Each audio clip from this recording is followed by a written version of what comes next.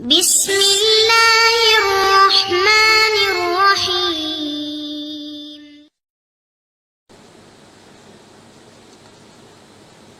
அஸ்ஸலாமு அலைக்கும் வரஹ்மத்துல்லாஹி வபரகாத்துஹு. அன்பிற்குரிய சகோதர சகோதரிகளே,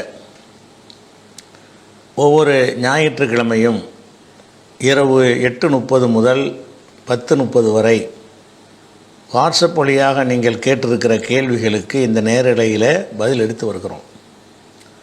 இன்றைக்கு முதலாவது கேள்வி என்னவென்றால், இலங்கையைச் சேர்ந்த எஸ்கேஎஸ் முகம்மது என்பவர் கேட்குறார், கராத்தே போன்ற தற்காப்பு கலைகள் பயிலும்போது அந்த கலைகள் சைனா, ஜப்பான், கொரியா போன்ற நாடுகளின் வழியாக வந்ததன் காரணமாக அந்த நாட்டில் யாரையாவது சந்தித்தால் மரியாதை நிமித்தம் ஒரு சிறு தலை மற்றும் முதுகு பகுதியை அசைக்கும் அந்த செயலை செய்வதை காண்கிறோம்.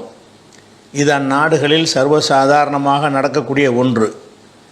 எனவே இது இந்த விளையாட்டுகளின் போதும் கராத்தே பயிலும் மாணவர்கள் இதை கடைபிடிக்கின்றனர். அவர்களுடைய ஆசிரியருக்காக இருக்கட்டும் அல்லது மற்ற மாணவர்களை சந்திக்கும் போது சர்வசாதாரணமாக இன்று அனைத்து பாடசாலைகளிலும் இது இடம்பெறுவதை நாம் பார்க்கிறோம். எனவே இதை பற்றி தேடி பார்க்கும் பொழுது சில அறிஞர்கள் சில லைஃபான பலவீனமான செய்திகளை வைத்துக்கொண்டு அதே போன்று இது தொடர்பான எந்த ஒரு ஆதாரபூர்வமான செய்தியை சொல்லாமல் இது ஹராம், இது ஷிர்க்கு, இறைவனுக்கு இறைவனுக்கு செய்ய வேண்டிய ஒரு வேலையை நாம் சக மனிதர்களுக்கு செய்து கொண்டிருக்கிறோம் என்று கூறிக்கொண்டிருப்பதை பார்க்கிறோம். இதை சரிகண்டு பேசக்கூடிய அறிஞர்களும் இருக்கிறார்கள். இது தொடர்பான உங்களுடைய விளக்கத்தை தரவும் அப்படின்னு கேட்குறாரு. அதாவது கராத்தேயில் படிக்க போனோம்னு சொன்னால் அதில் குரு வணக்கம்னு ஒன்று வச்சுருப்பாங்க. இந்த கராத்தே படிக்கிற மாணவர் என்ன செய்யணும்னா, கற்றுக் கொடுக்குற ஆசிரியருக்கு அந்த குருவுக்கு ஒரு வணக்கம் செய்யணும் அப்படிங்கிற ஒரு முறையை வச்சுருக்கிறாங்க. அது என்ன செய்கிறாங்கன்னா, சில அறிஞர்கள் இது செய்யக்கூடாது, குருவை எப்படி வணங்குறது அப்படிங்கிற ஒரு வகையிலையும், அந்த செயலே ஒரு வணக்கமாகத்தான் இருக்கிறது என்கிற ஒரு வகையிலையும், அது தவிர்க்க வேண்டியது கட்டாயமாக தவிர்க்கணும், இணை கற்பித்தல் ஆயிரும், மனசில் அந்த நம்பிக்கையோடு செஞ்சால் இணை கற்பித்தல் ஆயிரும் அப்படிங்கிற மாதிரி பல அறிஞர்கள் சொல்கிறார்கள். சில அறிஞர்கள் இவர் சொல்கிறது போல் மாற்று கருத்துன்னு சொல்கிறாங்க. அது நாட்டில் ஒருத்தருக்கு ஒருத்தர் சந்திக்கும் போது உள்ள ஒரு மரியாதை நிமித்தமான ஒரு விஷயம், இது கராத்தைக்கு மட்டும் உள்ளது கிடையாது. கராத்தையுடைய அந்த குருநாதர் இருப்பார்ல, அவருக்கு மட்டும் அது செஞ்சால் தான் அந்த அர்த்தம் வரும். அது இல்லாமல் ஒருத்தர் மாணவர்களை சந்திக்கும் போது, ஆசிரியர் சந்திக்கும் போது, சக மக்களை சந்திக்கும் போது எல்லாம் இந்த மாதிரியான சிரம் தாழ்த்தி வணக்கம் செய்யக்கூடிய முறை இருக்கிறது என்று காரணம் சொல்லி, அதனால் இது வணக்கத்தில் வராது, இப்படி கையத்துக்கு சல்யூட் அடிக்கிறோம்ல அந்த மாதிரி உள்ள ஒரு விஷயமாகத்தான் இதை எடுத்துக்கொள்ளணுமே தவிர இதை தப்புன்னு சொல்லக்கூடாது என்றும் சில அறிஞர்கள் சொல்கிறார்கள்.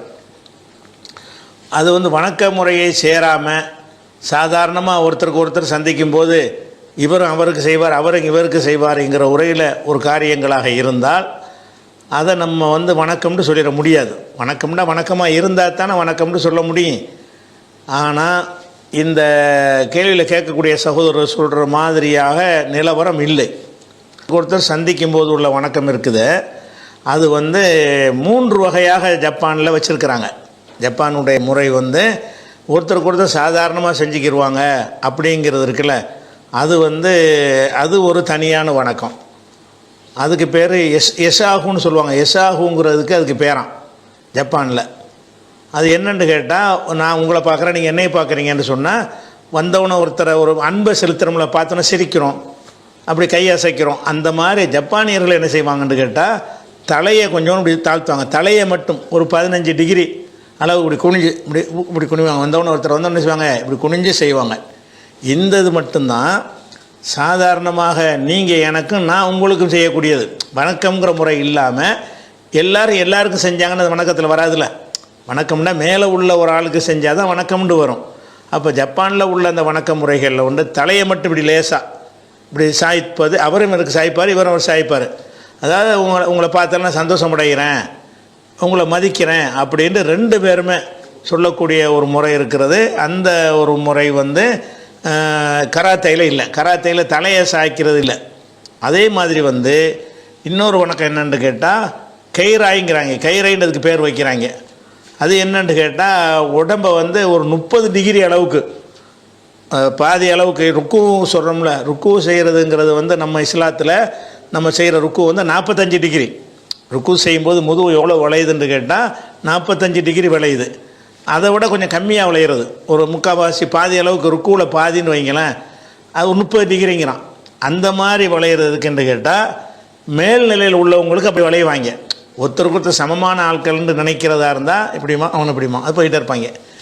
இது கூடுமானா இது கூடும், ஒன்றும் பிரச்சனை இல்லை. இதில் யாரையும் வணங்கலை. அந்த நான் வந்து உங்களை விரும்புகிறேன், மகிழ்ச்சி அடைகிறேன்னு தெரிவிப்பதற்கு ஒரு அடையாளமாக இந்த தலையை அசைத்தல் வச்சுருக்கிறாங்க. இதை செய்கிறது ஹராமு ஷிர்க்குன்னு சொல்ல முடியாது. அப்போ ஜப்பானியர்கள்ட்ட வழக்கமாக இருக்குது நீங்கள் சொல்லக்கூடியது இதுதான். அதே நேரத்தில் வந்து கொஞ்சம் மரியாதைக்குரியவர்களாக இருந்தார்களே ஆனால் அவங்களுக்கு ஒரு 30 டிகிரி வணங்குவாங்க, வளைவாங்க. அதை விட இன்னொரு மிகுந்த மரியாதை சாய் கயிறைன்றதுக்கு பேர் வச்சுருக்கிறாங்க. இது யாருக்குன்னு கேட்டால் 45 டிகிரி நம்ம ருக்கு செய்கிறோம்ல அந்த அளவுக்கு இப்படி வளைஞ்சிருவாங்க. அப்படி வளைந்து இது மரியாதைக்குரிய நபர்கள்ட்ட மன்னிப்பு கேட்குறோம்ல, அந்த மாதிரி மன்னிப்பு கேட்பதற்காக வேண்டி இவர் தான் அவரை வணங்குவார், இவர் வணங்க மாட்டார். நான் ஒரு பெரிய தவறு செஞ்சிட்டேன் என்று சொன்னாலோ அல்லது பெரிய மரியாதைக்குரிய ஒரு மத குருவாக இருக்கிறார்னு வைங்க, அவரை வந்து நான் வந்து மதிக்கிறேன் என்பதற்கு அடையாளமாக ஒரு 45 டிகிரி அளவுக்கு வளைவாங்க.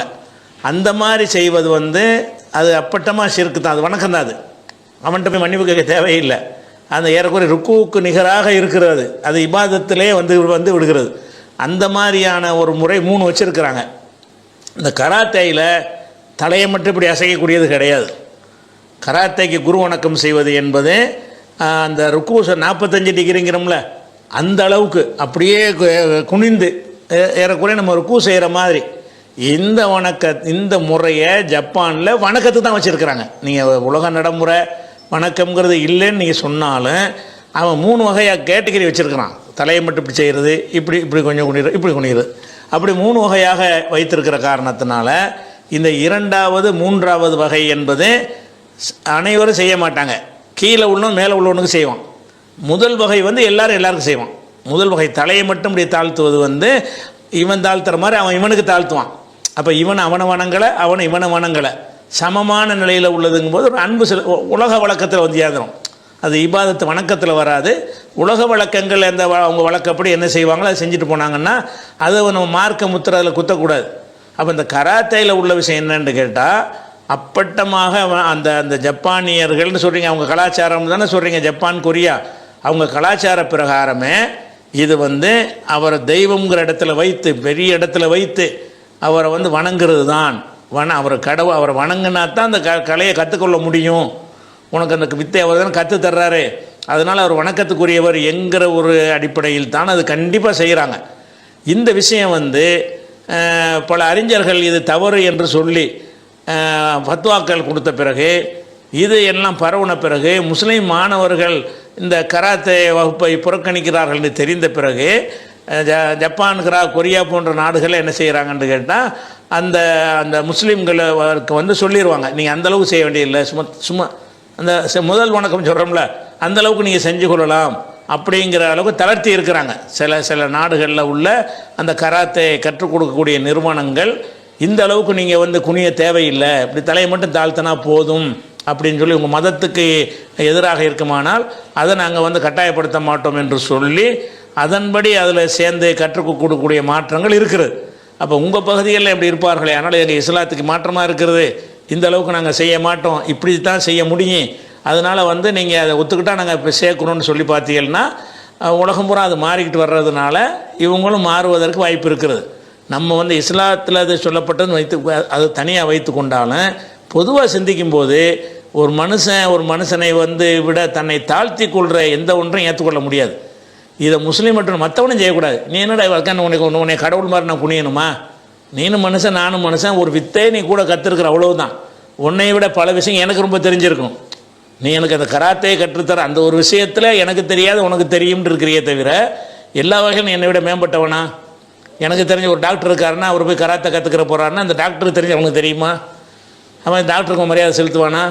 அப்போ நீ என்னமோ ஒன்று சொல்லித்தர்றேங்கிறதுக்காக வேண்டி அதை உன்னை கடவுளில் ஆக்குற சரியில்லைன்ற எண்ணம் வந்து எல்லா மக்களுக்குமே வரணும். ஜப்பான்காரனுக்கு வராட்டி பரவாயில்லை, நம்மளுக்கு வேறு மதத்தை சேர்ந்தவங்களாக இருந்தாலும் நான் எதுக்குடா உன் முன்னாடி குனியனு கற்றுத்தர்ற காசு வாங்கிக்கிறேன், நான் எதுக்கு உனக்கு குனியனு, எதுக்கு குனியனு? ஒவ்வொரு வித்தையிலையும் அந்த மாதிரி குனிதல் இருக்குதான்னு சொல்லி என்ன செய்யணும், நம்ம அதை ஒரு பிரச்சாரமாக எடுத்து கூட போகலாம். அதனால் இந்த கராத்தையில் செய்யக்கூடிய இந்த வணக்கம் கண்டிப்பாக அதை கம்பல் பண்ணாங்கன்னா அதில் சேராதீங்க. முஸ்லீம்கள் படித்தவர்கள் இருப்பார்களே, ஆனால் அவங்க அந்த வணக்க முறையை தூக்கி எரிஞ்சிட்டு சாதாரண முறையில் என்ன செய்யலாம், அந்த கராத்தையை கற்றுக் கொடுக்கலாம். கராத்தே அது ஒரு விளையாட்டு, நல்ல தற்காப்பு கலை தான். அதை கற்றுக் கொடுப்பதற்கு ஏற்கனவே கற்ற முஸ்லீம்கள் இருப்பார்களே, ஆனால் அவர்கள் இஸ்லாம் முறைக்கு மாற்றமில்லாத வகையில் கற்றுத்தரப்படும்னு சொல்லி அவங்களே விளம்பரம் பண்ணி அவங்க கற்றுக் கொடுத்தாங்கன்னு சொன்னால் இது ஒளிஞ்சு போயிடும் தன்னால். கராத்தைக்கு இது கண்டுபிடிச்சதில்லை. ஜப்பானில் பெரிய மத குருமார்களுக்கு அந்த மாதிரி தெய்வமாக கருதக்கூடியவர்களுக்கு செய்கிற வணக்கம்னு ஒன்று வச்சுருக்கிறான். இவன் அதில் ஒன்றை தேர்ந்தெடுத்து தான் கராத்தைக்கு வச்சுருக்கிறான். அப்படிங்கிற நேரத்தில் அப்பட்டமாக அது வணக்கத்தில் உள்ளதாகத்தான் இருக்கிற காரணத்தினால அது கூடாது என்பது தான் ஒரு சரியான கருத்தாக இருக்குது. அதை தவிர்க்கணும். அப்படி தான் செஞ்சால் ஒன்றும் அவசியம் நிர்பந்தம் ஒன்றும் கிடையாது. காரைக்குடியிலேருந்து ஜமால் முகமது கேட்குறாரு, குழந்தைகளுக்கு பெயர் வைக்கும் பொழுது துணை பெயர் அவசியம் சேர்க்க வேண்டுமா அப்படின்னு கேட்குறாரு. இது கேள்வியே புதுசாக, துணை பெயர்ன்ற வாசமாக புதுசாக இருக்கிறது. அது என்ன துணை பெயர்னு எதாச்சும் கேட்குறாருன்னு கேட்டால், ஒரு ஆளுக்கு பேர் வச்சாங்கன்னா என்ன செய்வாங்கன்னா இஸ்மாயில்னு பேர் வைக்க மாட்டாங்க, முகமது இஸ்மாயில். அந்த முகமதுன்னு ஒரு துணைக்கு என்ன செய்வாங்க, சேர்த்துக்கிடுவாங்க. ஒரு பேரை மட்டும் வைக்காமல் முகமது இஸ்மாயில் என்ற வேறு ஏதாவது சில வார்த்தைகளை கொண்டு சேர்த்து என்ன செய்வாங்க, ஒரு பேர்களை வைக்கிற வழக்கம் இருக்குது. இப்படி வழக்கத்தில் இப்படி வந்த காரணத்தினால அப்படி தான் வைக்கணுமா என்பதுக்காக கேட்குறாரு. அப்படி வைக்கணும்னு கிடையாது. இப்போ ரசூலுல்லாவுக்கு பேரை வெறும் முகமது மட்டும்தானே. அதாவது ரசூலுல்லாவுக்கு அவங்க பாட்டனார் வச்ச பேருன்னு வச்சுட்டு போயிடலாம், ரசூலுல்லா வச்சுக்கிறல. ரசூலுல்லா மகனுக்கு இப்ராஹிம்னு வச்சாங்களே பேர், முகமது இப்ராஹிம்டா வச்சாங்க. ரசூலுல்லா பேர பிள்ளைக்கு ஹசன் வச்சாங்களா, முகமது ஹசன்டா வச்சாங்க. முகமது ஹுசைன் வச்சாங்களா, ஹுசைன் முஸ்தபான்னு வச்சாங்களா, ஹுசைன் மூசா ஏதாவது ஒன்று சேர்ப்பாங்க. ஹுசைன் வைத்து கொண்டு ஹுசைனுக்கு முன்னாடியோ ஹுசைனுக்கு பின்னாடியோ ஒன்று சேர்க்குறதுங்கிறது ஒரு பழக்கத்தில் வந்துடுது, பழக்கத்தில் இருக்கே தவிர அப்படிலாம் இருக்குன்ற அவசியம் கிடையாது. எத்தனையோ சஹாபாக்கள் பிலால்னா பிலால் தானே, முகமது பிலாலா அல்லது பிலால் இப்ராஹிமா, வெறும் பிலால் தானே. பிலால் என்பவருக்கு பிலால் தான். அதாவது அல்லாவோட சேர்க்கும்போது மட்டும் அது ஒரு அப்துல்லா அப்துல் ரஹ்மான் 2 வார்த்தை வரும், அல்லாவின் அடிமைன்னு சொல்கிறதுனால. அந்த மாதிரியான வார்த்தைகளை கழிச்சிட்டு நீங்கள் பார்த்தீங்கன்னு சொன்னால் எல்லா பெயர்களுமே நபி ஸல்லல்லாஹு அலைஹி வஸல்லம் காலத்தில் அந்த துணை பெயர் இல்லாமல் ஒரு பெயராக தான் என்ன செஞ்சிச்சு இருந்துச்சு. அதனால் நம்ம பேர் வைக்கிறதா இருந்தால் அப்படி 2லாம் வைக்கணும், குற்றமும் இல்லை. நீங்கள் 7 கூட வச்சுட்டு போங்க. பேர் வைக்கிறது 10 சொல்ல கூட பேராக வச்சுக்கிறங்க, குற்றத்தில் வராது. அப்படி தான் வைக்கணுங்கிறது சரியில்லை. என்னத்தை தான் நீங்கள் வச்சா கூட பெருசாக நீட்டி வச்சேன்னு சொன்னால் அதை கட்டிச்சு கொதறி மெண்டு முழுங்கிடுவாங்க, பேரை ஒழுங்காக கூப்பிட மாட்டாங்க. முஹிதீன் அப்துல் காதர்ன்ற ஒரு ஆளுக்கு பேர் வச்சுங்கன்னா, இப்படி ஒரு ஆள் எங்கள் ஊரில் இருந்தாருன்னா மயங்காருமாங்க. அதாவது முஹிதீன் அப்துல் காதர்னு அவருக்கு பேர் வச்சுருக்காங்க. என்ன மயங்கார் நல்லா இருக்கீங்களா, முகமது அப்துல் காதர்னு பேர் வைப்பாங்க, மொம்மக்காரன்ருவாங்க. முகமது அப்துல் காதர்னு பேர் வச்சா எவன் இவ்வளோ பெருசாக கூப்பிடுவான்?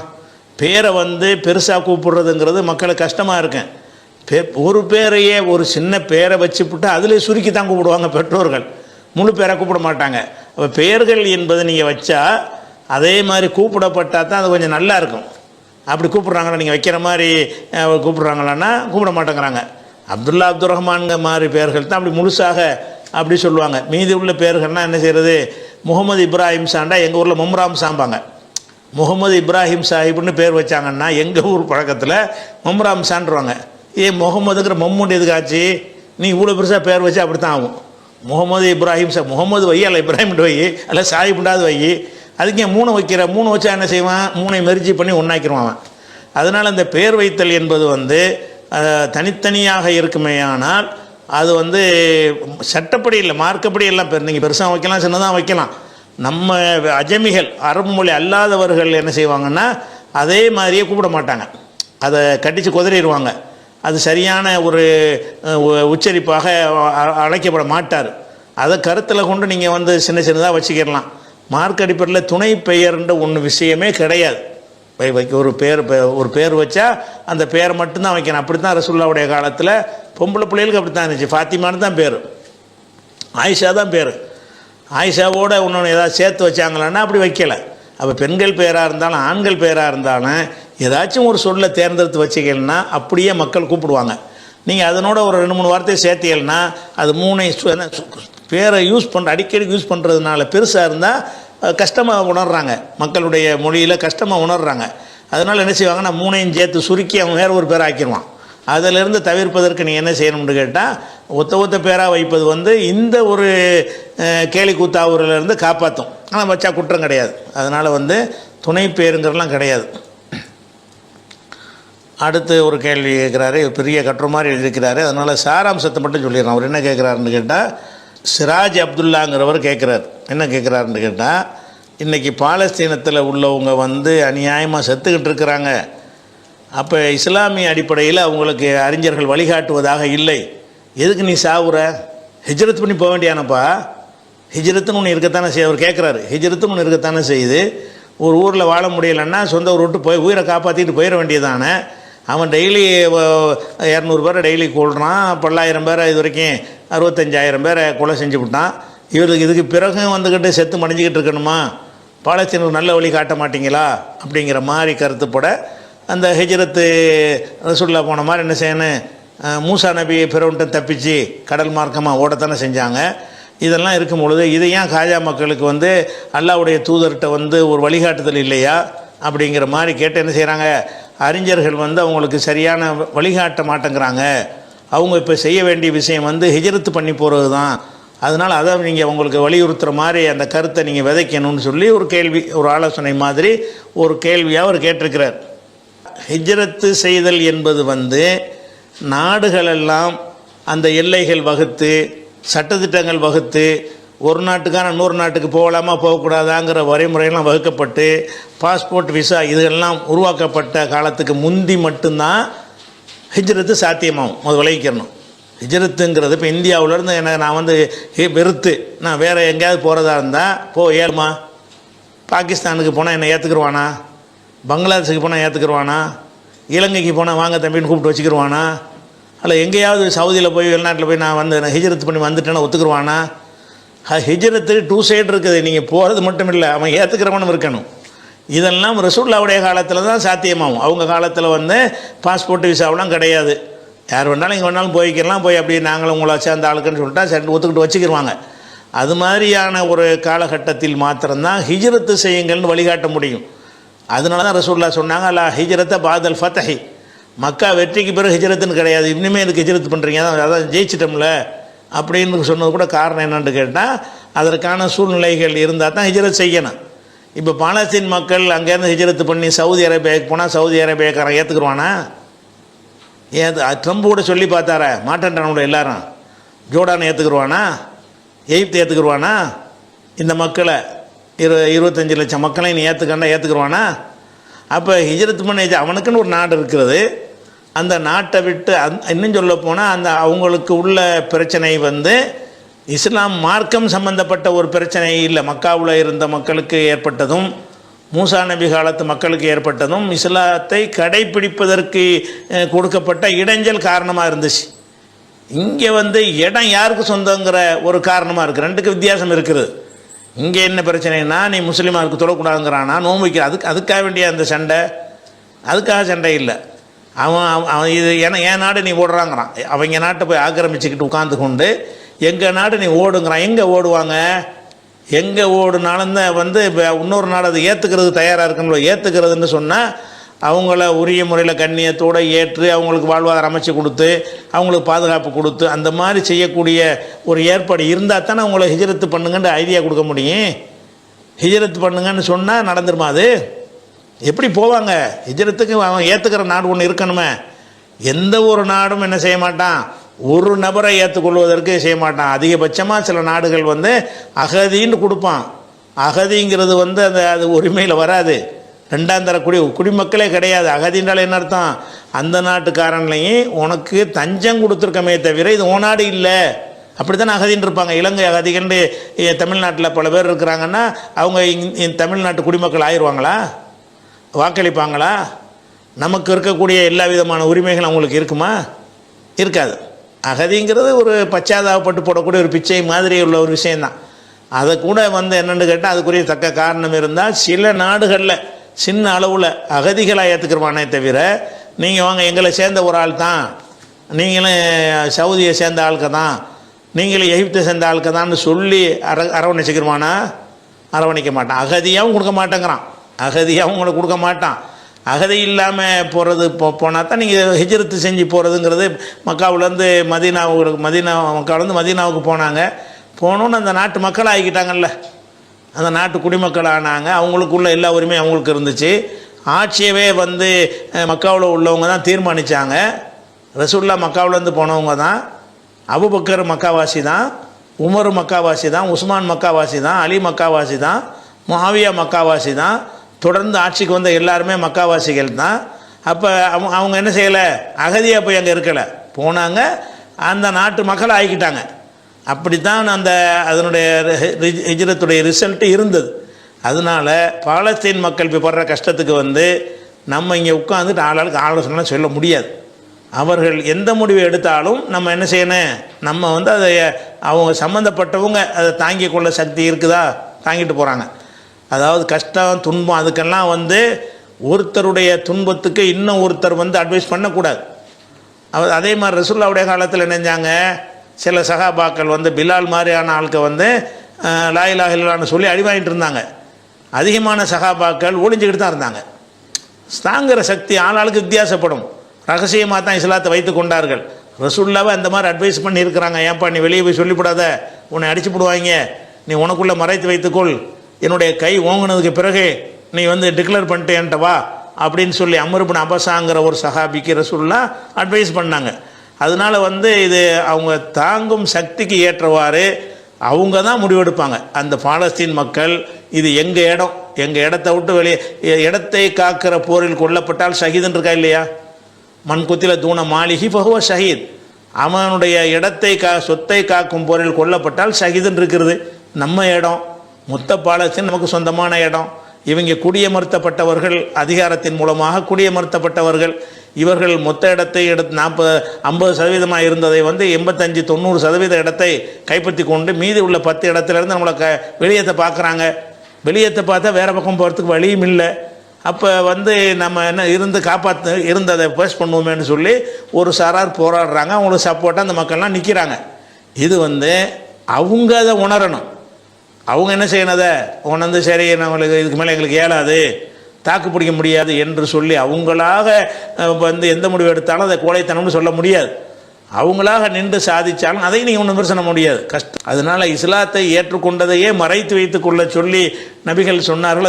அதுலேருந்து விளங்குற விஷயம் என்ன, அவரவர் சக்திக்கு ஏற்றவாறு முடிவு எடுக்கலாம். அந்த பார்வையில் நீங்கள் பார்த்தீங்கன்னு சொன்னால் பாலஸ்தீன் மக்களுக்கு உலகத்தில் உள்ள யாரும் அட்வைஸ்லாம் பண்ணக்கூடாது. அவங்க எடுக்கிற முடிவு, அது என்ன முடிவு எடுத்தாலும் நம்ம என்ன செய்யணும், அவங்களுக்கு சப்போர்ட்டாக இருக்கணும். இல்லை நாங்கள் இது இடம் போனால் போயிட்டு போகுது, நாங்கள் அகதியாக கூட எங்கிட்டாவது போய் நிற்கிறோம், ஒதுக்கப்பட்டு எங்களை நாடு இல்லாமல் கூட நிற்கிறோம், நாட்டோட தெரிகிறோன்னு அவங்க ஒரு முடிவு எடுத்தாங்கன்னு சொன்னால் சரி, அவன் சக்திக்கு உட்பட்டு எடுக்கிற எந்த முடிவையும் நல்லா என்ன செய்வான், ஏற்றுக்கிடுவான். இல்லை அது பிரச்சனை இல்லைங்க, எங்கள் இடத்த இப்போ காக்கிற போரில் நாங்கள் உயிரை கொடுக்கவும் தயாராக இருக்கோம்னு அவன் சொன்னான்னா சொல்லிட்டு போகிறான். அவன் முடிவு அது, அல்லாட்ட குற்றவாளி ஆக மாட்டான். அதனால் அந்த மக்களுக்கு வெளியில் உட்காந்து நம்ம என்ன செய்யக்கூடாது, அட்வைஸ் பண்ணக்கூடாது. அவனுக்கு தெரியும், உங்களை விட நீங்கள் அவன் சாவுறான்னு கவலைப்படுறவன் அவனுக்கு சாவுறான் அவனுக்கு தெரியாதா? உங்களுக்குள்ள கவலையை விட எவன் பாதிக்கப்படுறான்னு அவனுக்கு நல்லாவே தெரியும். அவன் எல்லாம் தனக்கு துன்பம் வருவதை அந்த மனுஷன்தான் நல்லா உணர்வான். அடுத்தவர் உணர்வதை விட அந்த துன்பத்தை உணர்கிற மாதிரி அதை தாங்குகிற சக்தி நமக்கு எவ்வளோ இருக்கிறது என்பதை அவன் தான் விளங்குவான், நமக்கு விளங்காது. ஒருத்தன் எவ்வளவுக்கு தாக்கு பிடிப்பான் என்று நமக்கு சொல்ல முடியுமா? முடியாது. சிலர் நல்லா தாக்கு பிடிப்பாங்க, சிலர் தாக்கு பிடிக்க முடியாமல் இருப்பாங்க. அதனால் இதில் அல்லாஹ் என்ன சொல்லி காட்டுறேன்னு கேட்டால், அந்த ஹிஜ்ரத்து நீங்கள் சொல்கிறீங்கல்ல, 4வது சூறாவில் 97வது வசனத்தில் அந்த ஹிஜ்ரத்தை பற்றி அல்லாஹ் சொல்லும் பொழுது, ஏன்பா ஹிஜ்ரத்து பண்ணாமல் எதுக்குப்பா இப்படி இருந்து என்று மலக்குகள் உயிரை கைப்பற்றும் போது கேட்கும்போது சொல்லுவாங்களாம், காலு அலம் தக்குன் அர்துல்லாஹி வாசியா, இந்த பூமி விசாலமாக இருக்கலையா, ஏன்டா நீங்கள் ஹிஜ்ரத்து போகணுன்னு மலக்குகள் கேட்பாங்கன்னு இருக்குது.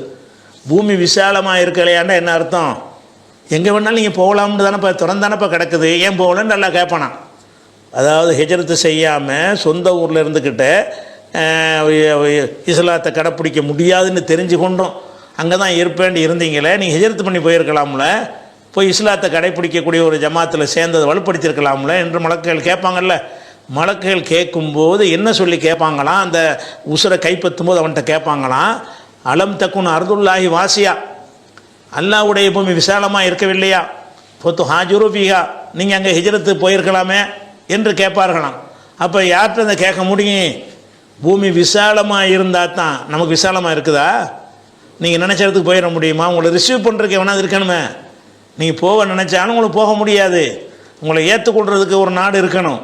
அப்போ அவனுக்கு அந்த நிலைமை இல்லை, போக்கிடம் இல்லை. அப்போ போக்கிடம் இருப்பவர்களுக்கு தான் ஹிஜ்ரத்தை பற்றி அந்த வசனம் பேசுகிறது.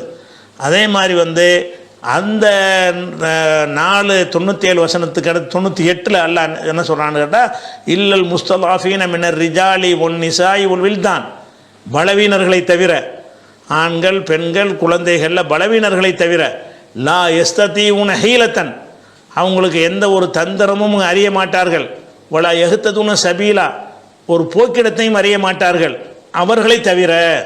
விதிவிலக்கு. இவனுக்கு எந்த போக்கிடமே தெரியலை, எங்கே போவான் ஹிஜ்ரத் பண்ணி? அவனுக்கு குற்றம் இல்லைன்னு சேர்த்து அந்த வசனத்தில் சொல்லப்படுகிறது. 97 ஹிஜ்ரத்தை பற்றி பேசிட்டு 98 என்ன இருக்கிறது? அவங்களுக்கு வழி தெரியாதவர்களுக்கு ஒன்றும் கிடையாது. லா எஹ்ததுன சபீலா, போக்கிடம் அறியாதவர்களாக இருக்கிறார்கள், அது அவர்களை தவிரண்டு அல்ல நீக்கிறான். இவன் போக்கிடம் இல்லாமல் இருக்கு, எங்கே போவான் இவன்? எந்த நாடு ஏற்றுக்கிறேன்? இவ்வளோ கஷ்டத்துக்கு பிறகு எந்த ஒரு அரபு நாடாவது பகிரங்கமாக அறிவிச்சானா? அத்தனை லட்சம் மக்களும் வாங்க, உங்களை கண்ணியமாக நாங்கள் ஏற்றுக்கிறோன்னு அறிவிப்பு வேணா செஞ்சானா? ஒருத்தன் செய்யலையே. நீ போறியான்னா போகிறவங்க மட்டும் எடுக்கிற முடிவில் இது வராத. வாங்கி கொள்றான அவனும்ல முடிவு எடுக்கணும். அதனால் அதை பார்க்கணும். இப்படி யாராவது இருப்பார்களே, ஆனால் உலாய்க்க அசல்லாஹ் யாஃபு அன்ஹும், அல்லாஹ் அவர்களை மன்னிக்கக்கூடும். இவங்கள அல்லாஹ் மன்னிப்பான். இப்போ மூசா நபி கடல் கடந்து போகவில்லையா? கடல் கடந்து போனார், தடுக்க எவனும் இல்லை, எங்கே வேணாலும் போகலாம். கடல் கடந்து போனார்னு சொன்னால் போவதற்குரிய வாசல் திறந்துருந்துச்சுல, நீ போக முடியுமா? ரஃபா பக்கமாக உள்ளே வந்துடக்கூடாதுங்கிறதுக்காக வேண்டி இராணுவத்தை நிப்பாட்டி வச்சுருக்கிறான் எகிப்தில். ஒரு ஆள் உள்ளே வரக்கூடாதுன்னு சொல்லி ரஃபா பார்டர் வழியாக எகிப்துக்குள்ளே நுழைய முடியும் இந்த காசா மக்களால். நுழைவதை தடுக்கிறவன் யார்? எகிப்துக்காரன். உள்ளே வந்துடக்கூடாது, எங்கள் நாட்டுக்கு பிரச்சனையாக போயிடும் அப்படின்னு சொல்லிகிட்டு இருக்காங்கிற நிலைமையில் அவங்க இருக்கிறாங்க. இங்கே உட்காந்து ஹிஜ்ரத்து பண்ணி போனால் இது என்ன இது ஒரு சரியான ஒரு பார்வை கிடையாது. இது அதெல்லாம் பண்ண முடியாது. அந்த மக்களுக்கு துவா செய்யுங்க, அவ்வளோதான். அமீருத்தீன் துபாய் சென்ற வாரங்கிறாரு. இது சென்ற வாரம் இல்லை, ஒரு 4-5 வாரம் இருக்குன்னு நினைக்கிறேன். அதாவது 33:59 வசனத்தை சுட்டி காட்டி முகம் மறைக்கக்கூடாது என்று விளக்கம் கொடுத்தீர்கள். அதில் பெண்கள் ஜில்பாப் அணிவது, தலையில் முக்காடு போடுவது என்றும், முகத்தை மறைக்கக்கூடாது என்றும், அவர்கள் அறியப்படுவது அவசியம் என்றும் விளக்கம் கொடுத்தீர்கள். ஆனால் மற்ற மொழிபெயர்ப்புகளில் அப்படின்னு போட்டு பல மொழிபெயர்ப்புடைய அந்த வசனத்தினுடைய இமேஜையும் படம் எடுத்து அனுப்பியிருக்கிறார். அது நமக்கு ஓப்பன் ஆகலை, இருந்தாலும் நமக்கு தெரியும் அவர் என்ன சொல்ல வர்றாருன்னு. மற்ற மொழிபெயர்ப்புகளில் பெண்கள் கண்ணியமானவர்களாக அறியப்படுவதற்கு என்று பொருள் கொடுக்கப்பட்டுள்ளது. இதனால் தான் மிகுந்த குழப்பம் ஏற்படுகிற விளக்கம் தரும்னு கேட்குறாரு. அதாவது அந்த வசனம் என்ன சொல்லுதுன்னு கேட்டால், அதாவது அவங்க முக்காடு போட்டு கொள்ளட்டும், தாலிக்க அதுனா யூரஃபுன 33:59 வசனத்தில் என்ன வருதுன்னு கேட்டால், இதுதான் அவர்கள் அறியப்படுவதற்கு ஏற்றது. இந்த மாதிரி தலையில் முக்காடு போட்டுக்கொண்டு முகத்தை மறைக்காமல் இருப்பது தான் அவர்கள் அறியப்படுவதற்கு, அறிந்து கொள்ளப்படுவதற்கு ஏற்றது என்று அந்த வசனத்தில் இருக்கிறது. அப்போ அறியப்படுவதற்கு ஏற்றதிலிருந்து நம்ம என்ன சொன்னோன்னு கேட்டால், ஒரு பெண்ணு வெளியே போனாள் என்றால் அவள் யார் என்று அறியப்படணும். அறியப்படும் வகையில் தான் அவளுடைய ஆணுக்கு அந்த சட்டம் இருக்குது. அறியப்படாமல் மறைத்து கொண்டு வெளியே நடமாடுவதற்கு அது மக்களை ஏமாற்றுவதில் அடங்கிடும். அதனால் முகத்தை மறைக்கக்கூடாது என்று நம்ம சொல்லிட்டோம். இவர் சில மொழிபெயர்ப்புகளை எடுத்து காட்டி என்ன செய்கிறாருன்னு கேட்டால், அவர்கள் அறியப்படுவதற்காக இருக்கல அந்த வசனத்துக்கு அர்த்தம் செய்யும் பொழுது, அந்த பெண்கள் கண்ணியமானவர்களாக அறியப்படுவதற்கு, அவங்க அறியப்படுவதற்குங்கிற அர்த்தம் கிடையாது, கண்ணியமானவர்களாக அறியப்படுவதற்குன்ற அந்த மொழிபெயர்ப்பில் போட்டிருக்கிறாங்க. அப்போ கண்ணியமாக அறியப்படுவதுன்னு வரும் பொழுது அது முகத்தை மறைக்கணுங்கிறது திறந்து காட்டணுங்கிற அர்த்தம் வராது. முகத்தை மூடிக்கிட்டு இருந்தாலும் கண்ணியமானவங்க அறியப்படுவாங்க, கண்ணியமானவர்கள் என்று அறியப்படுவது தான் இதனுடைய நோக்கம் அப்படின்னு மொழிபெயர்ப்பில் போட்டிருக்காங்கிறார். இந்த கண்ணியமானவர்களாக அந்த வசனத்தில் இருக்குதா? தாலிக்க இது அதுனா மிக தகுதியானது ஐயூரஃபுன அறியப்படுவதற்கு 3 சொல்லுதான். தாலிக்க அதுனா ஐயூரஃபுன அவர்கள் அறியப்படுவதற்கு தகுதியானதுன்னு அவ்வளோதான் குரானில் இருக்கிறது. இந்த கண்ணியமானவர்களாகங்கிறது இவங்க சொந்த வார்த்தையை சேர்க்குறாங்க. மொழிபெயர்ப்புங்கிற பேரில் சொந்த வார்த்தையை சேர்க்குறாங்க. அதுவும் பிராக்கெட் போட்டு சேர்த்துருப்பாங்க. பிராக்கெட் போட்டாலும் என்ன அர்த்தம்னு கேட்டால் அரபுல மூலத்தில் இல்லை, நாங்கள் தான் சொருவி இருக்கோன்னு அதுக்கு அர்த்தம். பிராக்கெட் போட்டுருவோம். நீங்கள் சொன்ன எல்லா மொழிபெயர்ப்புலையும் அந்த கண்ணியமானவர்களாகங்கிற இடம் வந்து பிராக்கெட்டுக்குள்ளே தான் இருக்கும்.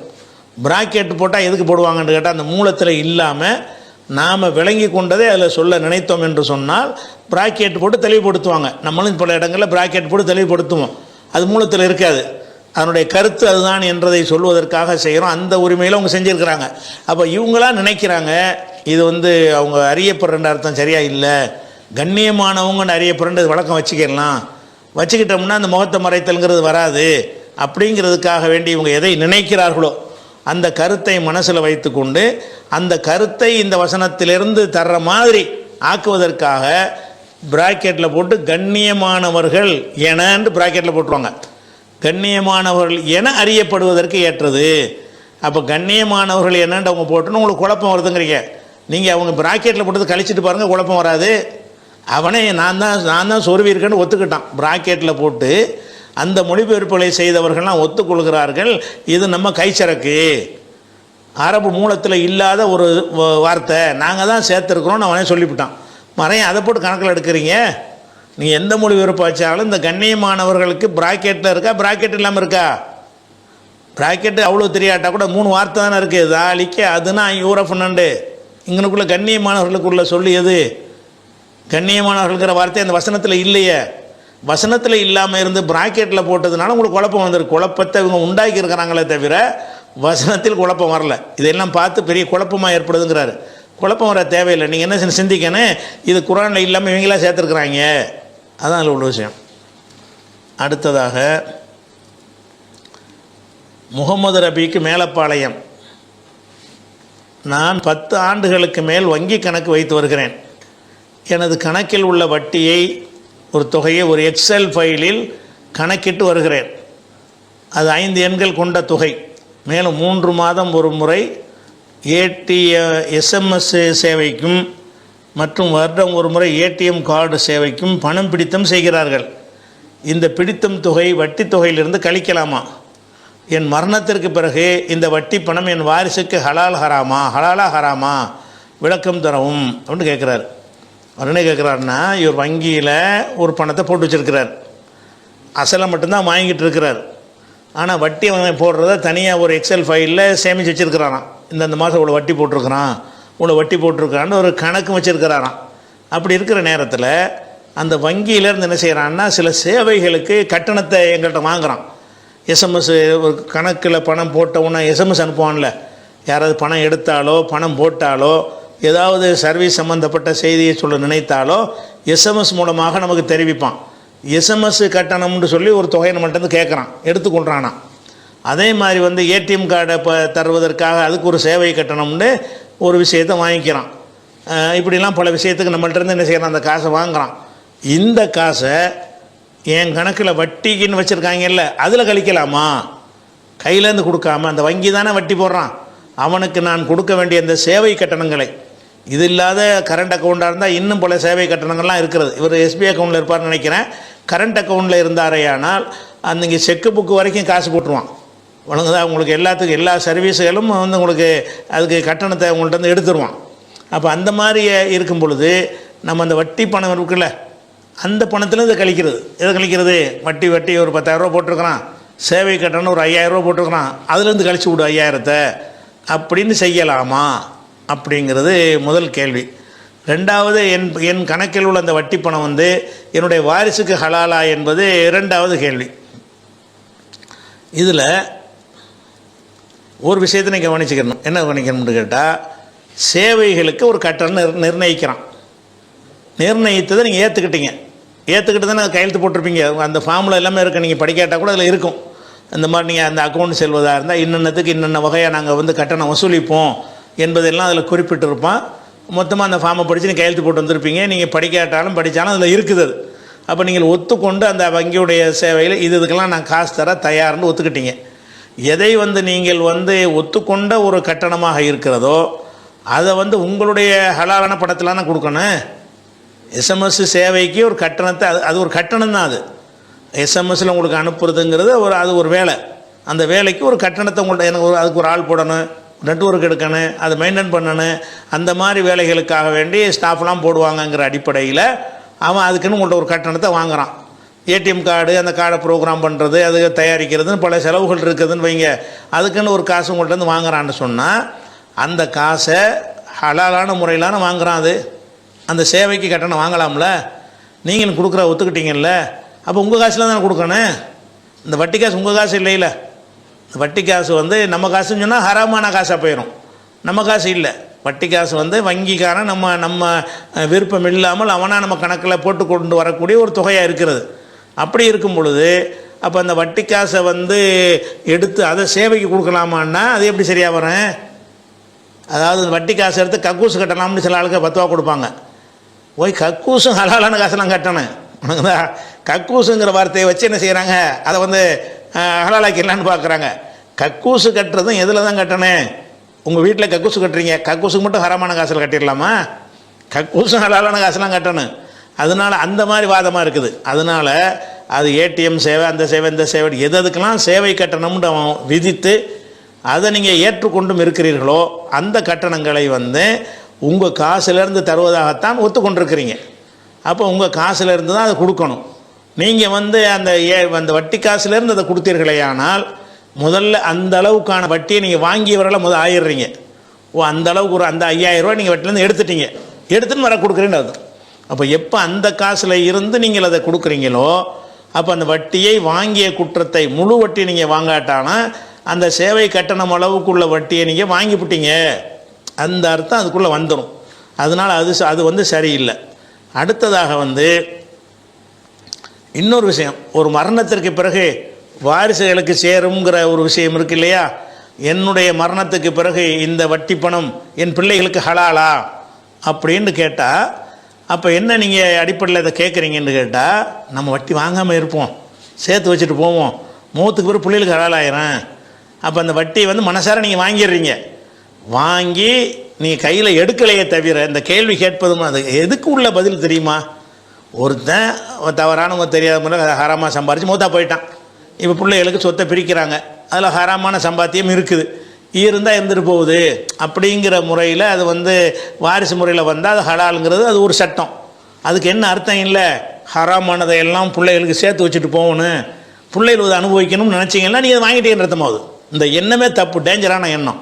அதாவது எக்ஸலில் போட்டு பாதுகாத்து வைக்கிறீங்க. எதுக்காக வேண்டி நமக்கு தான் ஹராம, நம்ம பிள்ளைக்கு ஹலால், இந்தாப்பா உனக்கு வட்டி உனக்கு சேர்த்து வச்சு போயிருக்கிறேன், உனக்கு ஹலால் எடுத்துக்கங்கிற மாதிரி அர்த்தமாகுது அதில். அப்போ நீங்கள் வட்டிங்கிறது மார்க்கத்தில் கூடாது, வாங்கணும்னா நீங்கள் வாங்கக்கூடாதுன்னு முடிஞ்சு வச்சுக்காத.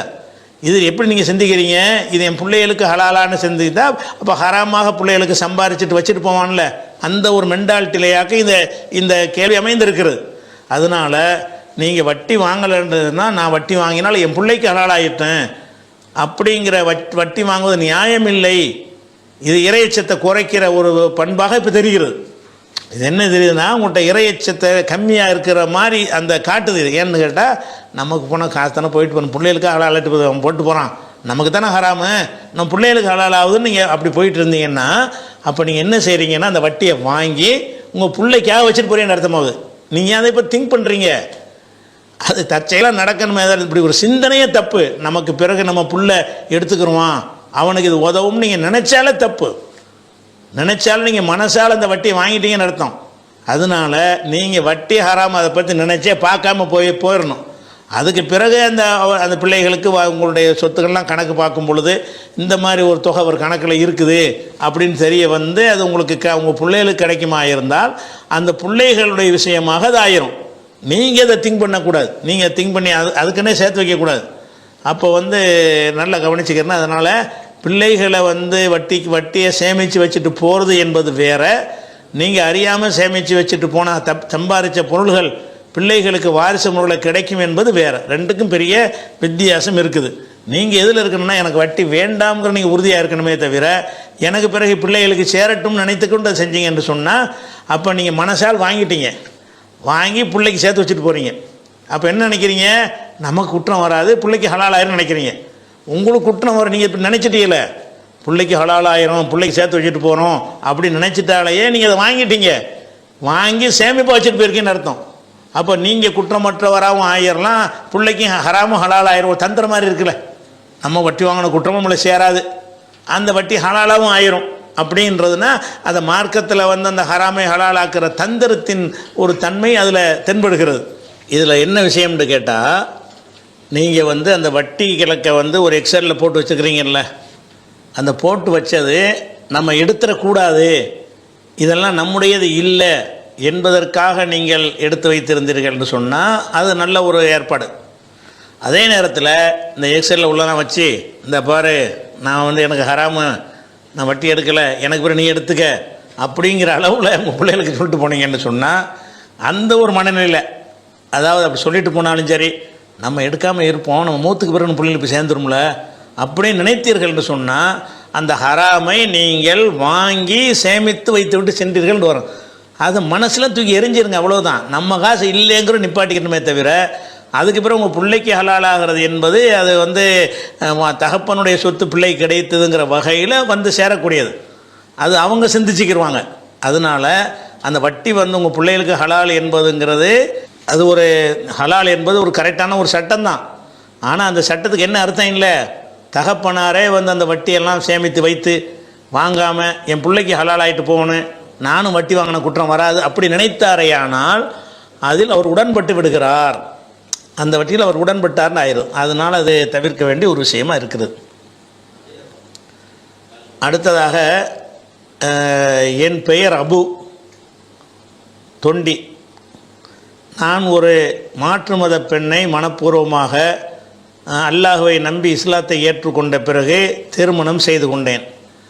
ஆனால் எங்கள் வீட்டில் எங்கள் இருவரையும் ஏற்க மறுக்கிறார்கள், வெறுத்தும் ஒதுக்கிறார்கள். உன்னை மன்னிக்கவே மாட்டேன் என்று எனது தாயார் சொல்கிறார்கள். மேலும் அவர்கள் இதை ஒரு பெரிய மன்னிக்க முடியாத குற்றமாக கருதி கவலைப்படுகிறார்கள். அது மட்டும் இல்லாமல் நான் அவர்களை அவமானப்படுத்தி விட்டேன், ஊர் மக்கள் அவர்களை மதிக்க மாட்டார்கள் என்றும் கூறுகிறார்கள். நான் என்னால் முடிந்தவரை புரிய வைக்க முயற்சித்தேன்.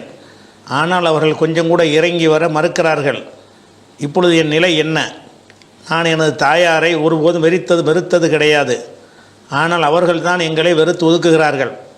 தாயை ஒதுக்குவது பெரும் பாவமாக இருக்கும் நிலையில் இப்பொழுது நான் அந்த வகையில் சேர்வேனா? நான் அவர்களிடம் பேச முற்பட்டாலும் அவர்கள் என்னோடு பேச தயாராக இல்லை. இப்போது நான் என்ன செய்வது? இது பெருங்குற்றத்தில் சேருமா? என் தாயார் இதை நினைத்து கவலைப்பட்டு அவர்கள் மனதளவில் உடலளவில் பாதிப்படைகிறேன் என்கிறார்கள். இதற்கு நான் பொறுப்பாக வேணாம்? இவ்வளவும் கேட்குறார். பொதுவாக தாய் தந்தையரை மதிக்கணும், அவங்களுடைய சொற்களை வந்து கேட்டு நடக்கணும் அப்படின்ற ஒரு பொதுவான ஒரு போதனை மார்க்கத்தில் இருக்கிறது. அதே நேரத்தில் வந்து இறைவன் ஒரு விஷயத்தை அனுமதித்திருக்கும் பொழுது அந்த விஷயத்தை செய்ய வேணாம் என்று பெற்றோர்கள் சொல்வார்களே, ஆனால் அதில் நீங்கள் அவர்கள் சொல்ல கேட்காம இருந்தீங்க என்று சொன்னால் நீங்கள் குற்றம் ஆக மாட்டீங்க. இந்த அடிப்படை நீங்கள் விளங்கிக்கிறணும்.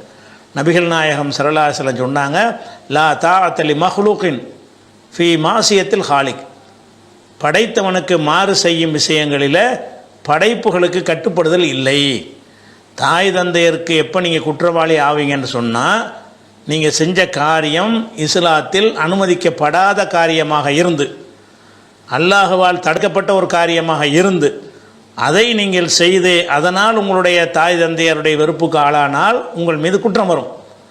நீங்கள் செய்த காரியம் அல்லாஹ் உங்களுக்கு அனுமதித்ததாக இருக்கும் பொழுது, அல்லாஹ் அனுமதித்ததை அவங்க தடுக்க முயற்சித்து அதனால் அவங்க உங்களை வெறுத்தார்கள் என்று சொன்னால், அவங்க சங்கடப்பட்டார்கள் என்று சொன்னால், அது வந்து அவங்க சங்கடப்பட்டு கொள்ளலாமே தவிர அது உங்களை பாதிக்காது. மறுமையில் அல்லாஹ் இதுக்கு என்ன செய்ய மாட்டான், எந்த ஒரு கேள்வியும் கேட்க மாட்டான்.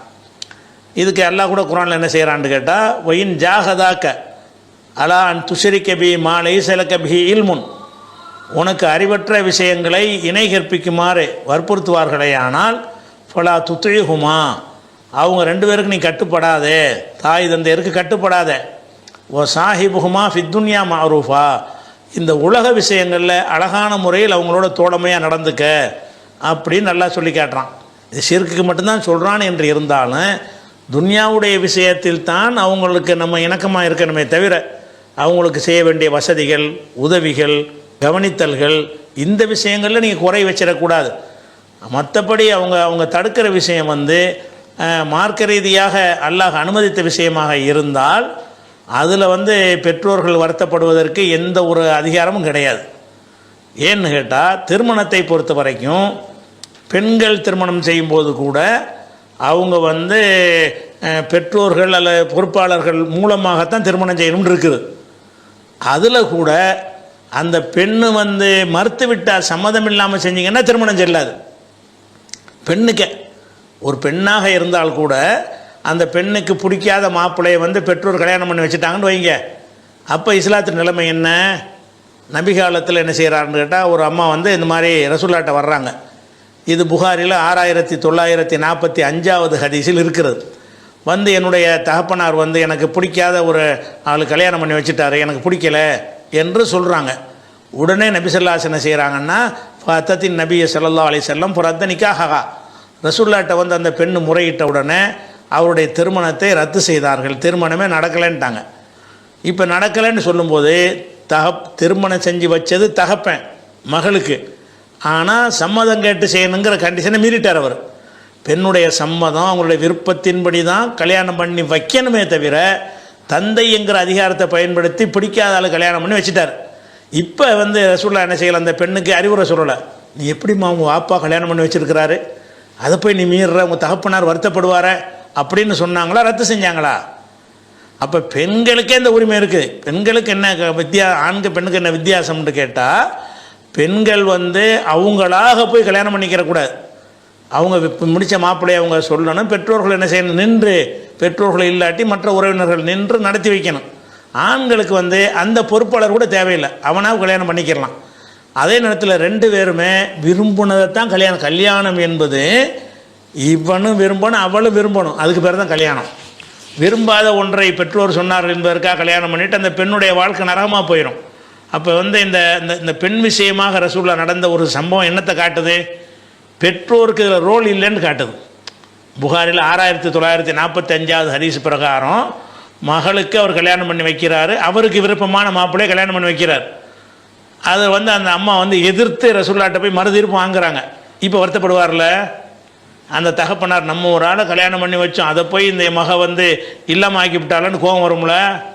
அந்த கோபத்துக்கு பைசா புண்ணியம் கிடையாது, பிரயோஜனம் கிடையாது, அதுக்கு பயப்பட தேவை கிடையாது. ஏன்னா ரசூலுல்லாஹ் அடைஞ்சிட்டாங்க, அவங்கள ரத்து பண்ணி வச்சு, ரத்து பண்ண என்ன நடக்கும்? தகப்பனார் கல்யாணம் பண்ண ஒரு தகப்பனார் செய்து வைத்த திருமணத்தை மகளுடைய முயற்சியில் ரத்து செய்யப்படுமையானால் அந்த தகப்பனுக்கு மகள் மீது கோபம் வரத்தானே செய்யும். தெரிஞ்சானே ரசூல் ரத்து பண்ணுறாங்க. அப்போ உங்களுக்கு ரோல் கிடையாது. கல்யாணம் என்பதில் வந்து தாய் தந்தையருக்கு எந்த ஒரு ரோலும் கிடையாது. அவங்கவுங்க விருப்பமான இஸ்லாத்தின் அடிப்படையில் மாற்றமாக ஒரு முஸ்லீம் அல்லாத ஒருத்தரை கல்யாணம் பண்ணாங்கன்னு சொன்னால் அது வந்து அல்லாவுக்கு மாற்றமானதை செஞ்சுட்டேன்னு கோவப்படலாம். எப்போ கோவப்படலாம்? ஒரு இஸ்லாமியன் வந்து இஸ்லாத்தில் உள்ளவங்களை தான் கல்யாணம் பண்ணணும், ஆணாக இருந்தாலும் பெண்ணாக இருந்தாலும். அதை இஸ்லாத்தை விட்டுட்டு போய் கல்யாணம் பண்ணிட்டாங்கன்னு சொன்னால் அதுக்காக பெற்றோர்கள் என்ன செய்யலாம்? வெறுக்கலாம். அது அல்லாவுக்கு மாற செஞ்சதுனாலையும் அவங்க குற்றவாளி ஆகுறாங்க. பெற்றோருக்கு மன உளைச்சல் வந்து தீனுடைய விஷயத்தில் தானே ஏற்பட்டிருக்கிறது. அப்படி இருந்தால் பரவாயில்லை. உங்கள் விஷயத்தில் நீங்கள் கேட்ட அந்த பெண் இஸ்லாத்துக்கு வந்து நீங்கள் கல்யாணம் பண்ணியிருக்கிறீங்க, இதில் வந்து பெற்றோருக்கு ஏதாவது ரோல் இருக்குமானா இல்லைங்கிற இந்த ஹதீஸ் இருந்து வழங்குதா? அதை விட அல்லாஹ் குரானில் என்ன சொல்கிறான்னு கேட்டால், குரானில் ஒரு வசனம் வருது, கல்யாணத்தை பற்றி பேசக்கூடிய ஒரு வசனம். 4வது சூறாவில் 3வது வசனத்தில் இருக்கிறது. ஃபன்கிஹு மா தாபலக்கும் என நிசாயி, பெண்களில் உங்களுக்கு விருப்பமானவர்களை கல்யாணம் பண்ணுங்கள். ஃபஸ்ட்டு விருப்பம் தான் உங்களுக்கு முக்கியம். இதில் வந்து என்ன செய்யலை, உங்கள் வாப்பாவுக்கு பிடித்தவர்களை, உங்கள் உம்மாவுக்கு பிடித்தவர்களை கல்யாணம் பண்ணுங்க நல்லா சொல்லலை.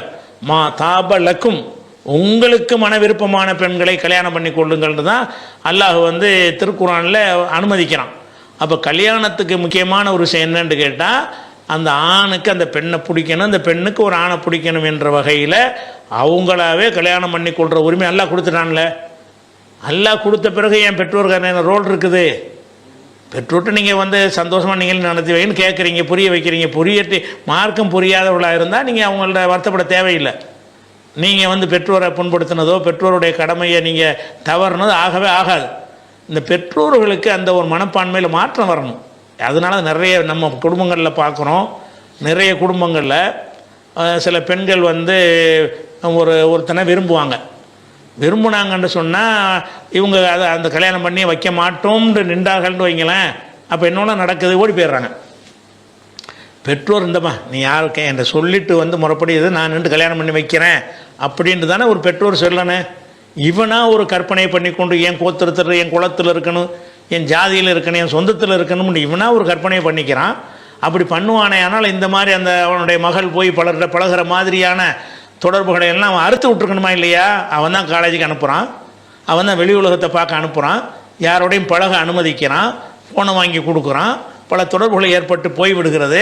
அதுக்கு பிறகு ஒருத்தனை விரும்பிடுறான்னு சொல்லும் பொழுது நீ வந்து என்ன செய்யணும், இங்கே வா ஓடிலாம் போவாத, முறைப்படி செய்வோம், அவனுக்கு கொஞ்சம் அவன் முஸ்லீம் அல்லாஹ் இருந்தால் கூட கூட்டிகிட்டு வா, இஸ்லாத்தில் சேர்த்து அவனை கல்யாணம் பண்ணுவோம் அப்படின்னு நீங்கள் சொல்லியிருந்தீன்னு சொன்னால் அவளுக்கு அவன் அந்த இஸ்லாத்தை விட்டு போயிருக்க மாட்டா, அவன் அந்த இஸ்லாத்தை விளங்கிட்டு வந்திருப்பான்.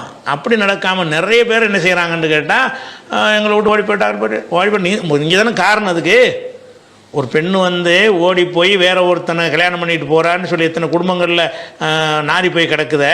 அதுக்கெல்லாம் என்ன காரணம்னு கேட்டிங்கன்னா இந்த பெற்றோர்கள் தான். ஒன்று, உங்கள் குடும்பத்துக்குள்ளே தான் கல்யாணம் பண்ணணுங்கிறத உங்கள் கொள்கையாக இருந்தால் அந்த மாதிரி ஒரு கட்டுக்கோப்புக்குள்ளே வைத்து உங்கள் மகளை நீங்கள் வளர்க்கணும். நீங்கள் எப்படி வேணாலும் போண்டு விட்டுட்ட பிறகு அவங்க ஒருத்தனை தேர்ந்தெடுத்து கொண்டார்களே ஆனால் அப்போ நீங்கள் குய்ய முறையோண்டு கூப்பாடு போடுறதுல எந்த ஒரு பைசா பிரயோஜனமும் இல்லை. அதனால் அவங்களுக்கு உரிமை இருக்குன்னு விளைவிக்கிறேன். பெற்றோர்களே நல்ல முறையில் எடுத்து சொன்னீங்கன்னு சொன்னால் இதில் என்னென்ன கல்யாணம் சந்தோஷமாக இருக்கிறதுக்கு தானே.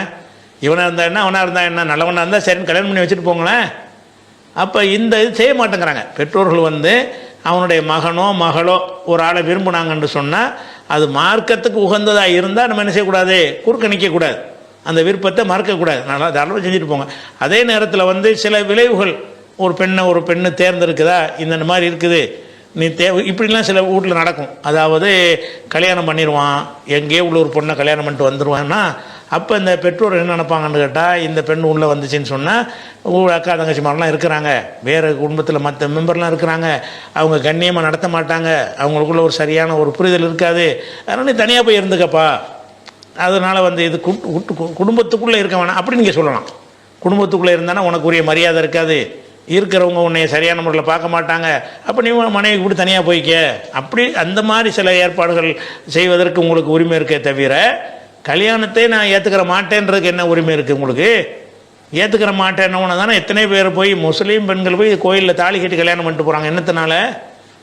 நீங்கள் அந்த வாசலை திறந்து விட்டுறீங்க, அந்த மாதிரி பழக்கத்துக்கு காரணமாக நீங்கள் இருந்துடுறீங்க, பழகுவதற்குரிய ஃபோன் சாதனங்கள்லாம் நீங்கள் தான் வாங்கி கொடுக்குறீங்க, அதனுடைய விளைவு ஏற்பட்டவுடனே என்ன செய்கிறீங்கன்னா போயிட்டாலங்கிறீங்க. அப்போ நீங்கள் என்ன செய்யணும், பிள்ளைகளை வளர்க்கும் பொழுது ஆம்பளை பிள்ளையா பொம்பளை பிள்ளையாக இருந்தாலும் இந்தாப்பா நீங்கள் வந்து கல்யாணத்துக்கு உங்களுக்கு உரிமை இருக்கிறது, வெளிப்படையாக செய்யுங்க, நல்லபடியாக தேர்ந்தெடுத்து சொன்னால் நான் நின்று கல்யாணம் பண்ணி வைக்கிறேன், ஆனால் இஸ்லாமிய அடிப்படையில் தான் இருக்கணும்னு சொல்லி வளர்த்துருந்தீங்கன்னு சொன்னால் கண்டிப்பாக தடமாற மாட்டாங்க. உங்களுடைய அந்த திமிரான ஒரு ஆதிக்க போக்கு தான், பெற்றோர்களுடைய அந்த திமிர்த்தனமான போக்குகளின் காரணமாக வந்து என்ன செய்யுது, இப்படிலாம் நடக்குது. இப்போ உங்கள் தாயார் விஷயத்துக்கு வந்தோம்னு சொன்னால் நீங்கள் அல்லாஹ் அனுமதித்த ஒன்றை தான் நீங்கள் செஞ்சுருக்கிறீங்க. அல்லாஹ் ஆண்களுக்கு ரசூலுல்லாஹ்வுடைய காலத்தில் எந்த ஒரு கல்யாணமாவது வாப்பாண்டு நடத்தி வச்சுருக்காங்களா? யாருடைய திருமணத்தையாவது மாப்பிள்ளையுடைய தகப்பனார் போய் நின்று கல்யாணம் பண்ணி வச்சுருக்காரா? தகப்பனாருக்கு ரோலே கிடையாதுங்க. கல்யாணத்துக்கு சொல்லலாம், அவ்வளோதான். நின்று நடத்தி வச்சால் சிறப்பு, அது வேறு விஷயம். அப்போ அந்த மாதிரி ஒரு பெண்ணை கல்யாணம் பண்ணுற ஒருத்தர் சொல்கிறாரு, இப்போ ரசூலுல்லாஹ் கேட்குறான், நீ பார்த்துட்டியாங்கிறாங்க. பார்த்துக்கப்போ அப்போ தான்ப்பா அன்பு நீடிக்கும், பார்க்காம கல்யாணம் பண்ணிவிட்டு நான் வேறு மாதிரி நினச்சேன் இது வேறு மாதிரி இருக்குன்னு சொல்லிடக்கூடாதுன்னு சொல்கிறாங்க. இது நசையில் வரக்கூடிய ஒரு ஹதீஸ். அப்போ அவன் பார்க்கணும், பார்த்து இவன் விரும்பணும் என்பது தான் அது முக்கியமான அம்சம். அதனால் மார்க் அடிப்படையில் அவன் நீங்கள் செஞ்சது வந்து எந்த வகையிலும் தவறு கிடையாது. அல்லாஹ் உங்களுக்கு அந்த உரிமையை வந்து தந்திருக்கிறான். எல்லா சஹாபாக்களுடைய திருமணங்கள்லையும் பெற்றோருடைய ரோல் இருந்ததே கிடையாது. இன்னும் சொல்லப்போனால் நீங்கள் கேட்குறீங்க வீட்டுக்குள்ளே சேர்க்க மாட்டேங்கிறாங்கன்ட்டு, அது அவசியம் கிடையாது. வீட்டுக்குள்ளே சேர்க்கணுங்கிற உரிமை கேட்க முடியாது. கல்யாணம் நீங்கள் பருவ வயசு அடைஞ்சிட்டீங்கன்னு சொன்னால் நீங்கள் தனியாகவே இருக்கணும், தான் சரியான முறை. ரசூலுல்லாஹ்வுடைய காலத்தில் வந்து வீட்டுக்குள்ளேயே வைத்து கொண்டிருக்கிற பழக்கம் இருக்கவே கிடையாது. அதனால் வீட்டுக்குள்ளே சேர்க்க மாட்டாங்கிற பிரச்சனை ஆக்காதீங்க. வீட்டுக்குள்ளே இருந்தால் பிரச்சனையாகும்னா நீங்கள் தனியாக உங்கள் மனைவி நீங்கள் கணவர் நீங்கள் ஒரு வீட்டை பிடிச்சி போய் இருக்க வேண்டியதானே. வீட்டுக்குள்ளே சேர்க்கணும்னு அந்த எக்ஸ்ட்ரா உரிமை நீங்கள் எடுக்க முடியாது. கல்யாணத்துக்கு ஓகே அதை மறுக்க முடியாது.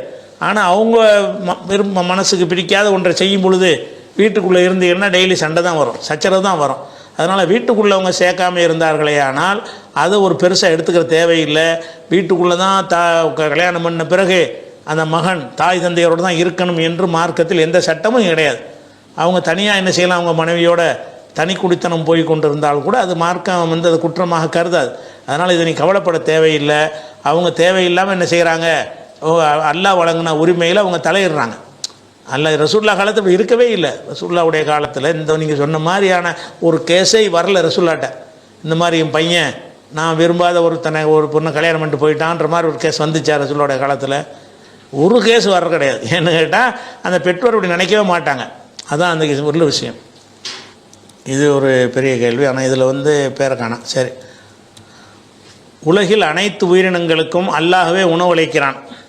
அந்த வகையில் காட்டில் சில விலங்குகளுக்கு உணவாகும் மற்ற விலங்கினங்கள் மிகவும் அது கொடூரமாக உள்ளது பார்ப்பதற்கு. உதாரணத்திற்கு ஒரு புள்ளிமான் நரிகளிடம் அல்லது காட்டு நாய்களிடம் சிக்கும் பொழுது அது உயிருடன் இருக்கும் பொழுதே அதன் உடலின் ஒரு பகுதியை அந்த காட்டு நாய்கள் நரிகள் உண்ணுகின்றன. இதை பார்ப்பதற்கு மிகவும் கவலையாக உள்ளது. அதே போல் முதலைகள் சிங்கம் அனைத்துமே இவ்வாறே தன்னுடைய உணவு தேவைகளை பூர்த்தி செய்கிறது. மற்ற உயிரினங்களுக்கு உணவாகும் இன்னொரு உயிரினம் படும் வேதனை மிகவும் கொடூரமாக இருக்கிறது. இதை எப்படி எடுத்துக்கொள்வது அப்படின்னு கேட்குறார். அதாவது இந்த விலங்குகள் என்ன செய்யணும்னா, பெரிய விலங்குகள் கொடூரமான விலங்குகள் சாதுவான விலங்குகளை சாப்பிடுது. ஒரு அடிச்சு என்ன செய்யுது, உசுரோடு இருக்கும்போது அதை கட்டிச்சு திங்கிற குரலை பிடிச்சி கட்டிச்சு நசுக்குகிறது, மிதிக்கிறது. பார்த்தாலே என்ன செய்கிறது, சகிக்க முடியலை. ஏன் இந்த மாதிரி இருக்கிறது? அல்லாஹ் தான் எல்லாத்தையும் உணவளித்தா கூட ஒரு உயிரினம் இன்னொரு உயிரினத்துக்கு உணவாகிற அந்த காட்சியை பார்க்கும் பொழுது மனசு ரொம்ப வேதனையாக இருக்கிறது. இதை எப்படி எடுத்துக்கொள்வது அப்படின்றது இவருடைய கேள்வி. அதாவது இந்த விஷயத்தில் பல அடிப்படையான விஷயங்களை நம்ம விளங்கி கொள்ளணும். இவர் சொல்கிறது கொடூரமாக இருக்குங்கிறார்ல, கொடூரமாக தான் இருக்கும். ஒரு உயிர் போகிறது கொடூரமாக தான் இருக்கும். அது காரணம் என்னென்னு கேட்டால், நம்ம கண்கள் இருக்குல்ல, இந்த கண்கள் ஒன்றை பார்த்துச்சின்னு சொன்னால் அந்த காட்சியில் மட்டும்தான் கவனம் செலுத்துது. காட்சியில் மட்டும் கவனம் செலுத்தும் போது என்னவாகுதுன்னு கேட்டால் அதனால் ஏற்படக்கூடிய பாதிப்புகள் அந்த பார்க்குறவனுக்கு ஏற்படுகிறது. ஒருத்தன் ஒரு 100 கொலை செஞ்சிட்டான்.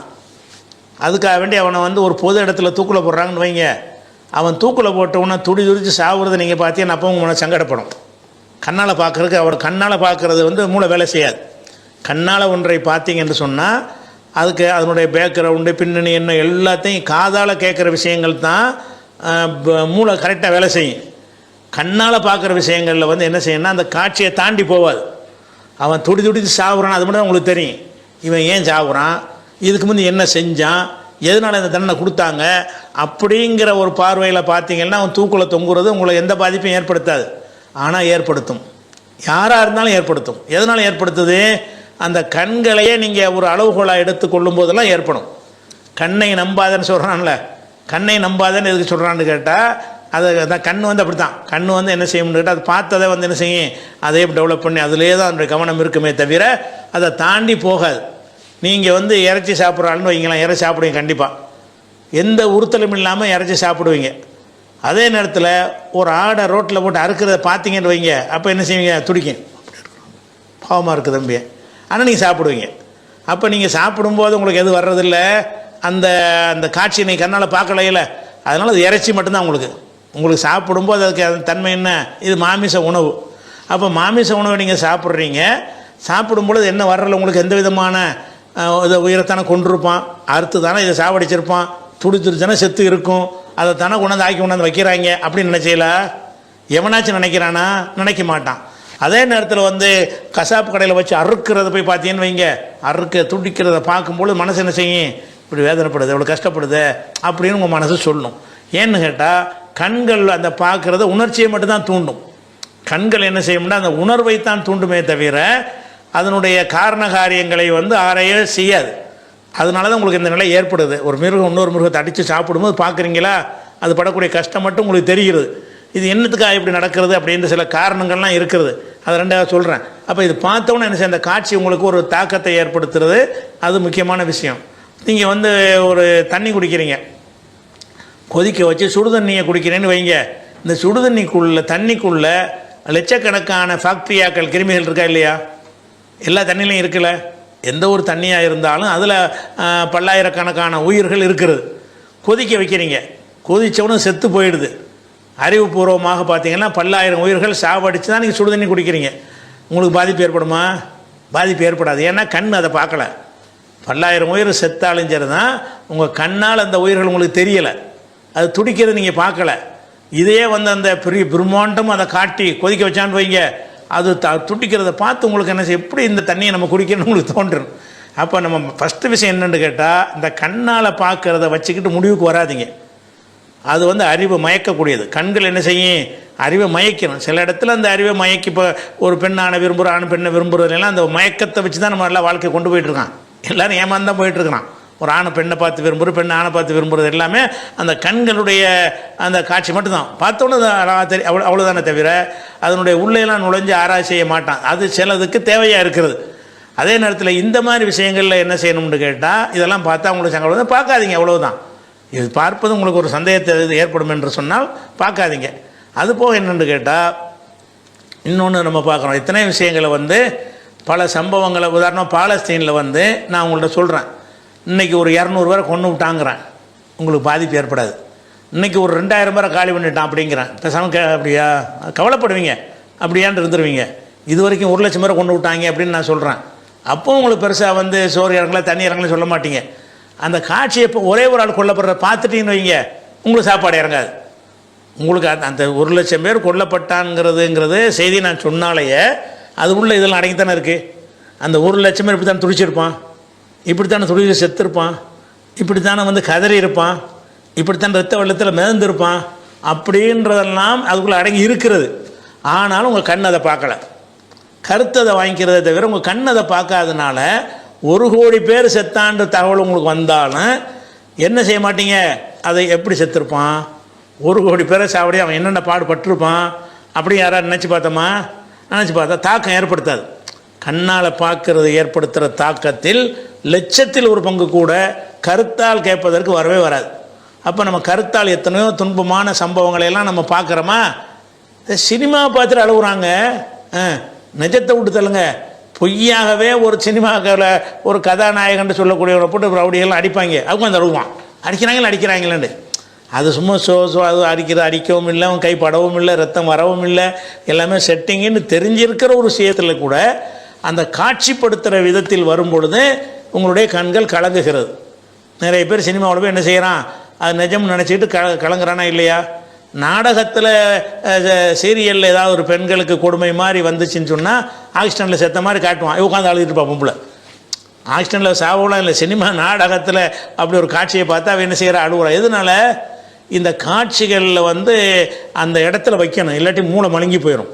கண்ணால் பார்க்குற விஷயத்தை என்ன செய்யணும், இது வந்து ஒரு தகவலை தருதே தவிர அதுக்கு முன்னும் பின்னும் பல விஷயங்கள் இருக்கும் அப்படிங்கிற பார்வையில் பார்த்தீங்கன்னு சொன்னால் உங்களுக்கு இவ்வளோ பெரிய தாக்கம் ஏற்படாது.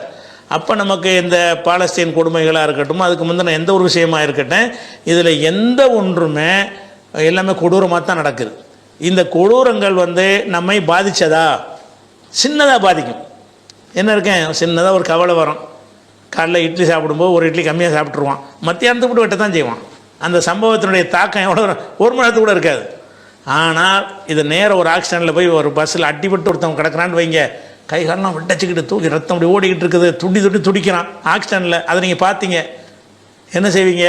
3 நாளைக்கு அதான் நிற்கும் மனசில். 3 நாளைக்கு என்ன படம் எடுத்து வச்சிருதுல, அந்த கண்ணு என்ன செய்யுதுன்னா படம் எடுத்து மூளையில் சேமிச்சிருது. சேமித்த பிறகு அவன் துடித்தது, ரத்தம் ஓடினது, அவன் அப்படியே கற்பனை போயிட்டே இருக்கும். அப்போ நம்ம மனசு தாங்குவது இல்லை. அப்போ நீங்கள் இந்த மெயின் விஷயம் என்னென்னு கேட்டால், இந்த மாதிரியான எல்லாத்துக்குமே என்னென்னு கேட்டால், கண்களால் பார்ப்பது. இந்த சைவ கூட்டம்லாம் அந்த மாதிரி தான் இருப்பாங்க, கண்ணை மட்டுமே அறிவுன்னு நம்புறவங்களாக இருப்பாங்க. அதான் உயிரை கொள்வதா ஆயிரக்கணக்கான உயிரை கொண்டு தான் இருப்பாங்க. அவன் அதை பார்க்கறது கிடையாது, அது துடிக்கிறதும் பார்க்காதனால அதெல்லாம் ஒரு பெரிய விஷயமா தெரியாது. மனுஷனை கொள்ளுவாங்க, அதெல்லாம் அவனுக்கு பெருசாகவே தெரியாது. இந்த இது காட்சிப்படுத்தும் போது என்ன ஆகுதுன்னு கேட்டால் அவனுக்கு ஒரு கொடூரமாக தெரிகிறது. உங்களுக்கு அப்படி தான் தெரிகிறது, விலங்குகள் சொல்ல பார்க்கும்போது கொடுமையாக. ஆனால் என்னன்னு கேட்டால் அந்த உலகத்தில் இன்றைக்கி இந்த விஷயத்தை வந்து நம்ம மார்க்க நம்பிக்கையில் அது ஒரு பக்கம் வச்சுக்கிறோம். பொதுவாக இந்த சுற்றுச்சூழலை பற்றி ஆய்வு செய்யக்கூடிய அறிஞர்கள் என்ன செய்கிறாங்கன்னு கேட்டால் அதை இயற்கைமாங்க. இயற்கை வந்து இந்த மாதிரி ஏன் ஏற்பாடு செஞ்சுருக்குன்னு கேட்டால் உலகில் ஒரு சமநிலையை பேணுவதற்கு இது தேவை. இந்த சிங்கம் புலி மாதிரியான விலங்குகள் வந்து மான்களை சாதுவான பிராணிகளை வேட்டையாடலன்னு சொன்னால் காடை அழிஞ்சிருமா. இவைகள் தாறுமாறாக பெருகி போயிடும். தாறுமாறாக பெருகி போய் அதன் காரணமாக காட்டில் உள்ள வயல் எல்லாத்தையும் சாப்பிட்டுட்டு உணவுக்கு இல்லாமல் அது கடைசி செத்து தான் போயிடும். அதனால் வந்து அதை குறைக்க மட்டுப்படுத்த வேண்டியிருக்கு. தாறுமாறாக பெருகுது, மட்டுப்படுத்த வேண்டியதற்கு இது தேவை இருக்குங்கிறாங்க. அதே மாதிரி வந்து ஒரு குறிப்பிட்ட இடத்துல அடர்த்தியாக இருக்காமல் அந்த விலங்குகள் பரவலாக எல்லா பக்கமும் ஓடுவதற்கு காரணமே ஒரு காட்டில் ஒரு சிங்கம் இருக்கிறது தான். இந்த சிங்கம் இருக்குமே என்ன செய்யும், வரட்டுமா ஓடி போய் எங்கே வேறு காட்டுக்கு போயிடும். அங்கே அந்த பகுதியில் காடுகளை உருவாக்கும், அந்த பகுதியில் சாப்பிடும், ஓட்டையை போடும், அதுலேருந்து மரங்கள் முளைக்கும், அப்படி இப்படி அந்த டெவலப் பண்ணுவதற்கு இப்படின்னு சொல்லி உணவு சங்கிலின்னு சொல்லி தேடி பாருங்கள் இணையதளங்களில். உணவு சங்கிலின்டா என்னன்னு சொல்லி இந்த உணவு சங்கிலி இவன் அதை சாப்பிட்றான், அவன் அதை சாப்பிட்றான், அவன் அதை சாப்பிட்றான்னு சொல்லி ஒன்னோட ஒன்று சங்கிலியாக இருக்கிற ஒரு காரணத்தினால தான் இந்த உலகத்தில் வந்து எல்லாமே சீராக சமநிலையில் இருக்கிறது. சில விஷயங்கள் எல்லை மீறி போகாமல் இருப்பதற்கு ஒரு இனம் இன்னொரு இனத்தை வந்து அழிக்கத்தான் வேண்டி இருக்கிறது. அழிச்சா தான் அது பேலன்ஸு கிடைக்கும்னு சொல்லிட்டு இயற்கை எப்படி நம்ம அல்லான்னு சொல்லுவோம், அவங்க இயற்கை எப்படி தான் படைச்சிருக்கிறது. இயற்கையில் ஏற்பட்ட ஒரு தேவை, இது அவசியம். உணவு சங்கிலி இல்லைன்னா எல்லாமே இதாக போயிடும் அப்படிங்கிற மாதிரி என்ன செய்கிறாங்க. அது ஒரு பெரிய டாபிக் அந்த உணவு சங்கிலி. இந்த பார்வையில் சிந்திக்கிற ஒருவருக்கு வந்து இந்த சிங்கம் சாப்பிட்றது உங்களுக்கு பாதிப்பு ஏற்படுத்தாது. ஏன்னா அதனுடைய கருத்தை நீங்கள் உள்வாங்கி வைத்திருக்கிற காரணத்தினால் இது இப்படி தான் செட்டப், இப்படி இருந்தால் தான் உலகம் சீராக இயங்கும் அப்படின்னு விளங்கினவர்களுக்கு தெரியாது. ஆனால் விளங்கினவனாக இருந்தாலும் அந்த காட்சியை பார்த்தால் பாதிப்பு ஏற்படும். எந்த விஷயத்தை நீங்கள் கண்ணால் பார்க்குறீங்களோ, எவ்வளோ கொடிய ஒரு சிங்கம் கொடிய விலங்கு தானே, அந்த சிங்கம் கொடிய விலங்கு துடிதுடிச்சு சாவுறதை பார்த்தா உங்களுக்கு சங்கடம் வருங்க, மனசு சங்கடமாக இருக்கு, வலிக்கும். ஏன் கொடிய விலங்கு தானே செத்து, அதெல்லாம் உள்ளுக்குள்ள விஷயங்கள், அது கருத்து சார்ந்த விஷயங்கள். கண் சார்ந்த விஷயங்கள் என்ன, இது துடிக்குது சாவுது ரத்தம் வருது, அவ்வளோதான். அப்போ அது சாவுது துடிக்குதுங்கிற அந்த ஒரு விஷயம் மட்டும்தான் கண்ணில் பதியுமே தவிர அதை தாண்டி உள்ள முன் விவரங்களை எல்லாம் கண்ணு கடத்தாது, மூளை தான் கடத்தும். அப்போ கண் எதை மட்டும் கடத்தேன், அந்த படத்தை மட்டும் தான் கடத்தும். அப்படி படத்தை உள்ளே வச்சுக்கிறோம், ஃபோட்டோ எடுத்து உள்ளே வச்சுக்கிறோம், அதை வீடியோ எடுத்து உள்ளே வச்சுக்கிறோம். அப்போ பார்க்குற காட்சிகளை மட்டும்தான் அது பார்க்குமே தவிர அதனுடைய பேக்ரவுண்டுகளை எல்லாம் இந்த கண்கள் பார்க்காது. அப்படின்னு நினைத்து பார்த்தீங்கன்னு சொன்னால் வருத்தப்பட தேவை கிடையாது, வழங்குதா?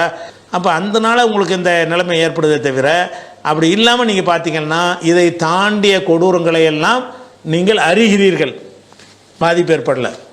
சிந்திக்கிறீர்கள், பாதிப்பு ஏற்படலை. அது மாதிரி செய்திகளை படிக்கிறீர்கள், பாதிப்பு ஏற்படலை. பல செய்திகளை காதில் கேட்கிறீர்கள், பாதிப்பு ஏற்படலை. கண்ணால் ஒன்றே பார்க்குறீர்கள், பெரிய பாதிப்பு ஏற்படுது. கண்ணால் பார்க்குறதை விட லட்சம் மடங்கு விஷயங்களை வந்து கருத்தால் விளங்குகிறீர்கள். உலகம் முழுவதும் அநியாயமாக என்னென்ன நடக்கிறதோ, எத்தனை மனிதர்கள் கொல்லப்படுறார்களோ அந்த செய்திகள்லாம் உங்களுக்கு வருகிறது. வந்தால் என்னது, அது ஒரு செய்தின்னு கடந்து போயிடுறீங்க. சின்ன அளவுக்கு லேசான ஒரு வருத்தம் வரும், அவ்வளோதான் வரணும், அவ்வளோதான் வரும். ஆனால் அதில் ஒன்று கண்ணில் மட்டும் காட்டிட்டோன்னு வைங்க, அப்போ நம்ம நிலைமை வேறு மாதிரி. கண் என்ன செய்கிறது, நம்மளை முட்டாளாக்குது. கண் என்ன செய்ய முட்டாள்னா என்னன்னு கேட்டால் அந்த சம்பவத்தை அதில் மட்டும் கூட நிப்பாட்டிடும், அந்த காட்சியில் மட்டும் நம்மளை கொண்டே என்ன செஞ்ச நிப்பாட்டி அதை கடந்து போக விடாது. அதனால் இந்த ஒரு நிலைமை ஏற்படுதே தவிர இந்த உணவு சங்கிலிங்கிற ஒரு முறைக்கு வந்து இப்படி தான் பள்ளி போய் இந்த கொசுவையெல்லாம் கடித்து சாப்பிடுதுங்கிறான். பள்ளி அது சாப்பிடலன்னு பள்ளி மட்டும் இல்லைன்னு சொன்னால் இந்த கொசு தொல்லை இப்போ இருக்கிற லட்சம் மடங்கு இருக்கும். அதுகள்லாம் இப்போ இருக்கிறனால சிலந்தி வலைகள் அது சில விஷப்பூச்சிகள்லாம் சாப்பிடுதுங்கிறான். அது இல்லைன்னு சொன்னால் வீடு பூரா பூச்சிகளாக இருக்குங்கிறான். எல்லாத்தையும் இப்படி ஒன்று சொல்கிறான். எல்லாத்துலேயும் ஒரு பேலன்ஸ் பண்ணி சமநிலை ஏற்படுவதற்கு அந்த உணவு சங்கிலிங்கிற ஒரு முறை என்ன இருக்குது, கண்டிப்பாக தேவை இருக்கிறது. அதாவது யார் சொல்கிறேன்னா இது கடவுளை நம்பாதவன் சொல்கிறான், இயற்கை இப்படி அமைச்சிருக்குங்கிறான். நம்ம இறைவன் அமைச்சிருக்கான்னு சொல்கிறோம், அவ்வளோதான். இறைவன் அப்படி தான் இந்த உலகத்தை அமைச்சிருக்கிறான் அப்படின்னு சொல்லி வைக்கிறேன். அதனால் இதில் வந்து வருத்தப்படுறதுக்கு உங்களுக்கு ஒன்றும் இல்லை. அடுத்தது முஸ்தாக்கு தோஹா கத்தார்லேருந்து கேட்குறாரு, கடந்த காலங்களில் லஞ்சம் வாங்கி சொத்து குவித்தவர்கள் அந்திம நேரத்தில் பள்ளியே கதி என்று இருக்கிறார்கள். இவர்களை பற்றிய மார்க்க நிலைப்பாடு என்னன்னு கேட்குறாரு. அதாவது கடந்த காலத்தில் வந்து லஞ்சம் வாங்கி நிறைய சொத்துக்களாக குவிச்சு வச்சுட்டாங்க. கடைசியில் வந்து வயசாகி போனவொன்னு என்ன செய்வாங்க, அந்த வேலைகள்லாம் போயிருமா, லஞ்சம்லாம் வாங்க முடியாதா, அதுக்கப்புறம் இறையச்சம் வந்து என்ன செய்வாங்க, பள்ளி வாசலில் கதின்னு கிடப்பாங்க.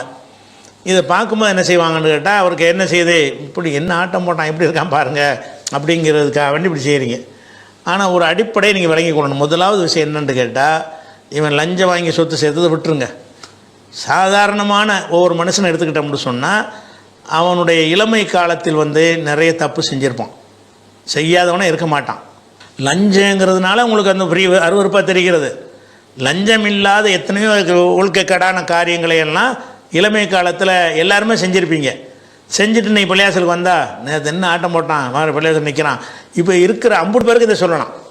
நீங்கள் அந்த லஞ்சம் வாங்குறவனுக்கு சொல்கிறீங்கல்ல, இதே மாதிரி அந்த பள்ளிவாசலுக்கு வரக்கூடிய வயசான அத்தனை பேரை பற்றியும் இதை மாதிரி சொல்லலாம். எப்படி சொல்லலாம், இவர் 25 வயசில் என்ன செஞ்சார் தெரியுமா, இவர் 28வது வயசில் என்ன செஞ்சார் தெரியுமா, இவர் 30 வயசில் என்ன செஞ்சார் தெரியுமா அப்படின்னு சொல்லி அவர் பல பெண்களை சீரழித்திருப்பார், பல மதுபானங்களில் மூழ்கி கிடந்திருப்பார், பல ரவுடித்தனங்கள்லாம் பண்ணியிருப்பார் கடந்த காலங்களில். இப்படி நிறைய ஒரு கருப்பு பக்கங்கள் இருக்கும் கடந்த இளமையில். அப்போ கருப்பு பக்கத்தில் இருந்தவங்க தான் அந்த இளமை அப்படி தான் தவற தூண்டுங்கிற ஒரு அடிப்படையில் அதை செஞ்சுட்டு இப்போதைக்கு ஆக பைத்தியகாரத்தனம் பண்ணிட்டோமே, தப்பு பண்ணிட்டோமேன்னு உணர்ந்து இன்றைக்கி வந்திருக்கிறாங்க. அப்போ வந்தவர்களை வந்து கடந்த காலத்தில் என்ன செஞ்சான்னு பார்க்குறதுங்கிறதே வந்து சரியான முறை இல்லை. அதையும் லஞ்சத்துக்கு மட்டும் பார்க்குறீங்க, எல்லாத்துக்கும் பாருங்களேன். லஞ்சம் வாங்காதவர்கள்லாம் அப்பழுக்கற்ற வாழ்க்கையை வாழ்ந்துட்டு தான் பள்ளிவாசலுக்கு எதின்னு கிடக்கிறாங்களா?